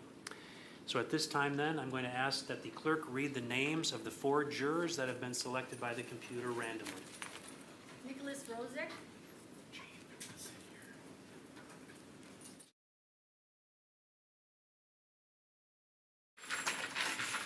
Sean.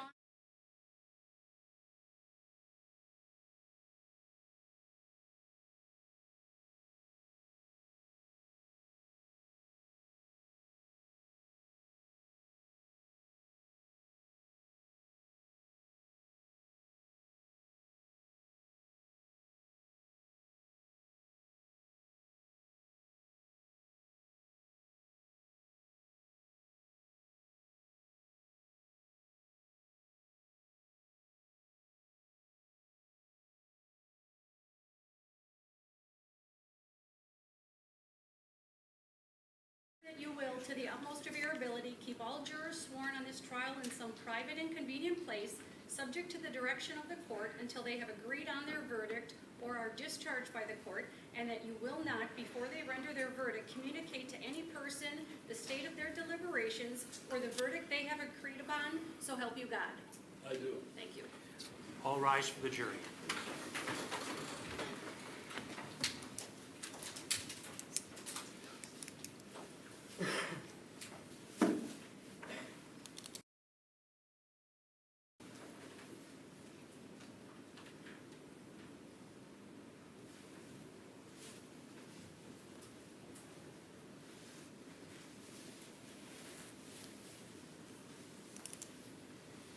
Might be seated. I want to first address Mr. Rozick, Mr. Lynette, Mr. Beerhalls, and Ms. Schrader. I want to thank you very much for your service on this case. You've all paid careful attention. I've been able to observe all of you throughout the trial, and I really appreciate that, and so do all the parties. At this time, your service in this case is completed. Many jurors ask if they're allowed to discuss the case with others at the conclusion of their service. Because your role in this case is over, you are not prohibited from discussing the case with anyone. However, you should know that you do not have to discuss the case with anyone or answer any questions about it from anyone other than from the court. This includes the parties, the lawyers, the media, or anyone else.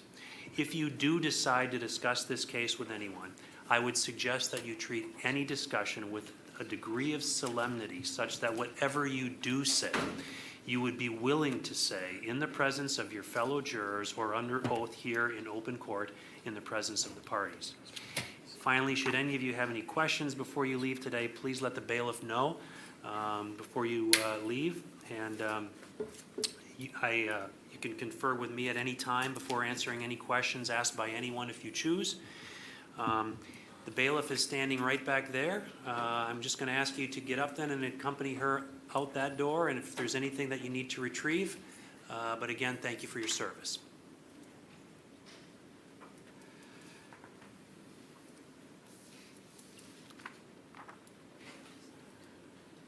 Anything to take up before we recess? Mr. Saunders? No. Mr. Freilich? Not at this time. Very good. Then we are in recess. I'd ask the parties to remain very close here to the courtroom for at least 30 minutes. Oftentimes, if questions come in, they come in early. After that, if you just simply leave a cell phone number where we can reach you, then you're free to depart, but I'd still ask you to remain close to the courthouse.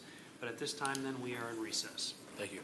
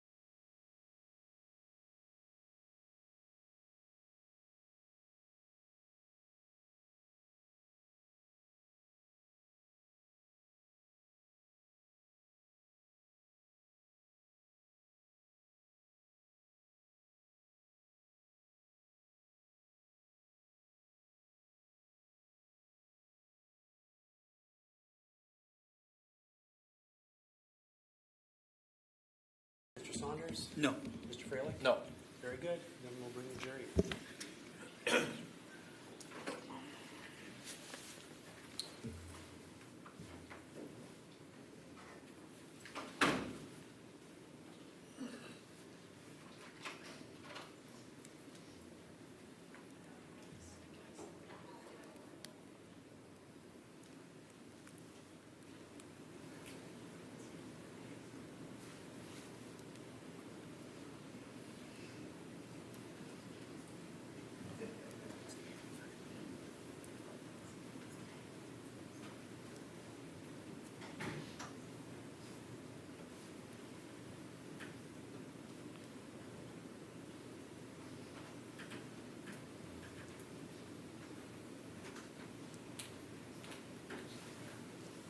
Okay, be seated.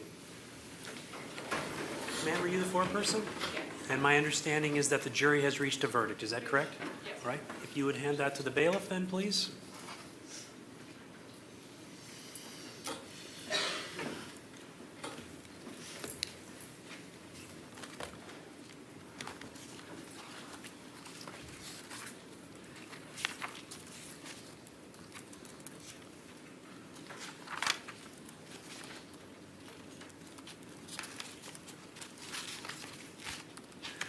Okay. The first verdict reads as follows. We, the jury, find the defendant, Taylor Denise Schabusiness, guilty of first-degree intentional homicide as charged in count 1 of the information, dated this date, July 26, 2023, signed by the foreperson.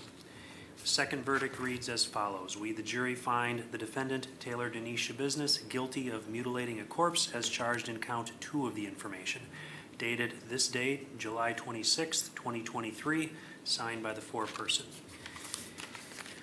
The next verdict reads, we, the jury, find the defendant, Taylor Denise Schabusiness, guilty of third-degree sexual assault as charged in count 3 of the information, dated this date, 26th day of July, 2023, signed by the foreperson. The verdicts appear to be in order. Do either of the parties request that I poll the jury? Mr. Saunders? No. Mr. Freilich? Yes. Okay. Ladies and gentlemen, I'm going to do what's called polling the jury. It's a very simple process. All I'm going to do is go down the line and ask each of you if this is your verdict. Your answer is either yes or no. I'm going to start in the back corner, ma'am. Are these your verdicts? Yes. Ma'am, are these your verdicts? Yes. Ma'am, are these your verdicts? Yes. Ma'am, are these your verdicts? Yes. Ma'am, are these your verdicts? Yes. Sir, are these your verdicts? Yes. Ma'am, are these your verdicts? Yes. In the front to the right, ma'am, are these your verdicts? Yes. Sir, are these your verdicts? Yes. Sir, are these your verdicts? Yes. Sir, are these your verdicts? Yes. Ma'am, are these your verdicts? Yes. Okay, the jury has now been polled. Ladies and gentlemen of the jury, for today, your tasks are concluded. We're going to start tomorrow morning on the second phase, at which point in the beginning I will give you some further instructions, and then we will get underway on that phase. The attorneys and I have a few things that we're going to need to take up before that phase starts, so I'm going to ask that you be in the jury room by 9:15. I want to start right at 9:15, and we will hopefully get our matters resolved ahead of that time. But for today, your service is concluded. I am going to, again, read you that instruction that I've done every day since you've started. Please do not communicate with anyone about this trial or your experience as a juror while you are serving on this jury. Do not use a computer, cell phone, or other electronic device with communication capabilities to share any information about this case. For example, do not communicate by blog, email, text message, Twitter, or in any other way on or off the computer. Do not permit anyone to communicate with you, and if anyone does so despite your telling them not to, you should report that to me. I appreciate that it is tempting when you go home in the evening to discuss this case with another member of your household, but you may not do so. This case must be decided by you, the jurors, based upon the evidence presented in the courtroom. People not serving on this jury have not heard the evidence, and it is improper for them to influence your deliberations and decision in this case. After this trial is completed, you are free to communicate with anyone in any manner. We are done for today. Have a good evening. We will see you tomorrow morning at 8:50 or 9:15 sharp. All rise for the jury.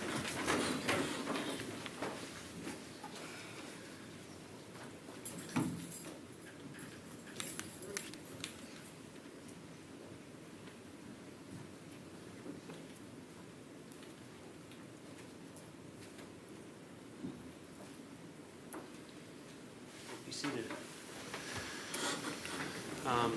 Is the matter regarding Dr. O'Donnell still a contested issue? I'm seeing nods from the state. As of last night, yes. So, here's how we're gonna handle this. I've indicated to the jury that, I want them to report at 9:15. Mr. Freilich, it's entirely up to you if you want to bring Dr. O'Donnell here tomorrow morning at 8:15 for me to hear from. But I'm gonna indicate to you the parameters of where that situation is. I've reviewed your memorandum, which is all I can really work with, because this is what you've essentially said to me. This is what he's going to testify about. The first opinion is that Ms. Schabusiness was acutely intoxicated and impaired by acute methamphetamine use at the time of the alleged asphyxiation. The problem I'm having with that assertion is I'm not sure it's relevant given the status of the intoxication defense. So I'm not sure that having it here is going to assist you in that, but and I need you to understand where I am regarding that topic before you decide that's what you want to bring it here for. The next point is that the long-term and excessive use of methamphetamine has chronic brain damage consequences. The problem with that situation is I don't know that he is competent to diagnose chronic brain damage. So while he could assert that long-term excessive use of methamphetamine has chronic brain damage consequences, I don't think he's going to be qualified to testify that as a professional, I can say to a reasonable degree of certainty used in my profession that Ms. Schabusiness has chronic brain damage. Frankly, I think the only opinion that's been asserted regarding her mental health condition as far as a diagnosis is bipolar, and that was done at Nicolay, and there's some dispute about whether that was an accurate diagnosis, but I don't know that one would qualify bipolar as being a chronic brain damage. So I'm concerned that if he's going to come in and start opining about that the connection won't be made. And then, of course, even if he is able to say that she does have chronic brain damage, the next step he has to take is that somehow that impacted responsibility, and I think there's a concern there as well. But I'm putting you on notice of that view that I'm starting to develop regarding the submissions you've made to me. The second bullet point is that long-term adolescent use of marijuana arrests brain development. Again, I'm not familiar with the diagnosis that any qualified psychologist or other professional qualified to make such a diagnosis has actually made in this case. I don't know that one equates brain development with bipolar. I've never heard that, but I'm not an expert. So the notion that you can opine that someone who uses marijuana as an adolescent might have brain damage, I'm not sure is going to be useful to this jury, because we don't know if your client has that. And the next step is, how does that affect responsibility? And I'm not sure he's qualified to give that opinion either. The next bullet point is, Ms. Schabusiness was not treated with psychotropic drugs to control or mitigate her psychiatric illnesses. He certainly, and again I want to say, I'm satisfied that he's qualified as a pharmacologist. I'm not questioning his qualifications as that. He certainly reviewed his CV and listened to his testimony at the prior hearing, and he's a qualified pharmacologist for sure. But as far as psychiatric illnesses, again, the only thing that I've heard about from the testimony in the records is a bipolar diagnosis at Nicolay, which these other psychologists have repeated. So that the only thing that one could conclude from this assertion is that she was not treated with psychotropic drugs to control or mitigate her bipolar disorder. And then the question is, how does that impact responsibility?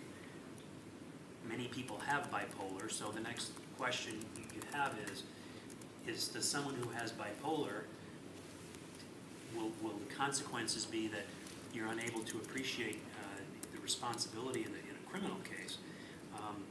That's another concern I have with whether he's going to be qualified to even testify about that. The next point is psychotropic drugs do have efficacy in a large percentage of patients who take them.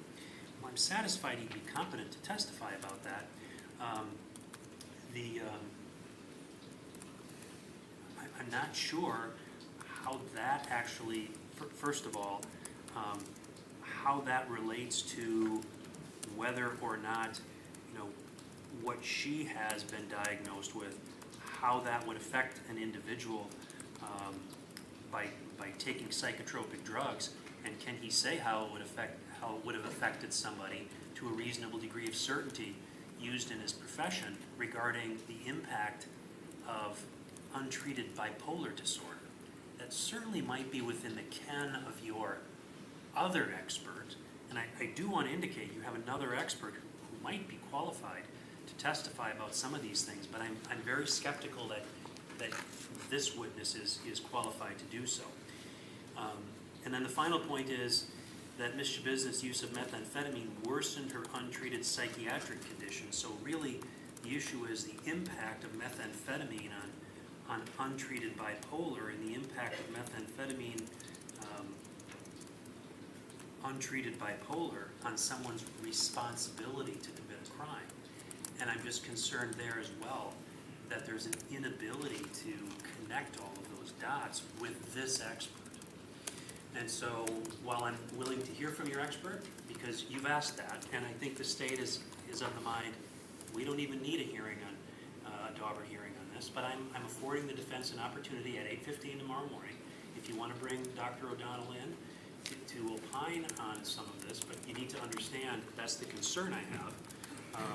It'll be a rather short Daubert hearing for this reason. This proceeding tomorrow is in the nature of a civil proceeding, and I'm pretty certain the judge is not even mandated to hear testimony in a Daubert hearing. I can do a paper review and make a determination, and so I can tell you that I've done that paper review so far, and those are the concerns that I have. And I'll want to drive directly at those issues tomorrow. I'm not going to want to hear about a lot of things that if I can testify, I might be able to say a whole lot of things. I'm going to want to know specifically about my concerns, and if they can't be directly addressed, then I would be satisfied that he's not competent to give those opinions. Even though, again, I want to indicate out of respect for Dr. O'Donnell, I'm satisfied that he's a very capable and competent pharmacologist, but I'm concerned about some of these opinions, particularly when the psychologists who would be rendering the diagnoses that he is referring to aren't even in agreement on it. Nonetheless, that's where we're at. Let me just turn to the state. Mr. Saunders, questions on what I've indicated? No, I don't. Mr. Freeland, questions on what I've indicated? No, Your Honor, it's very clear. All right, very good. We'll see everyone then tomorrow morning at 8:15. All right, Taylor. Thank you. Stand up, please, okay? Chance behind your back.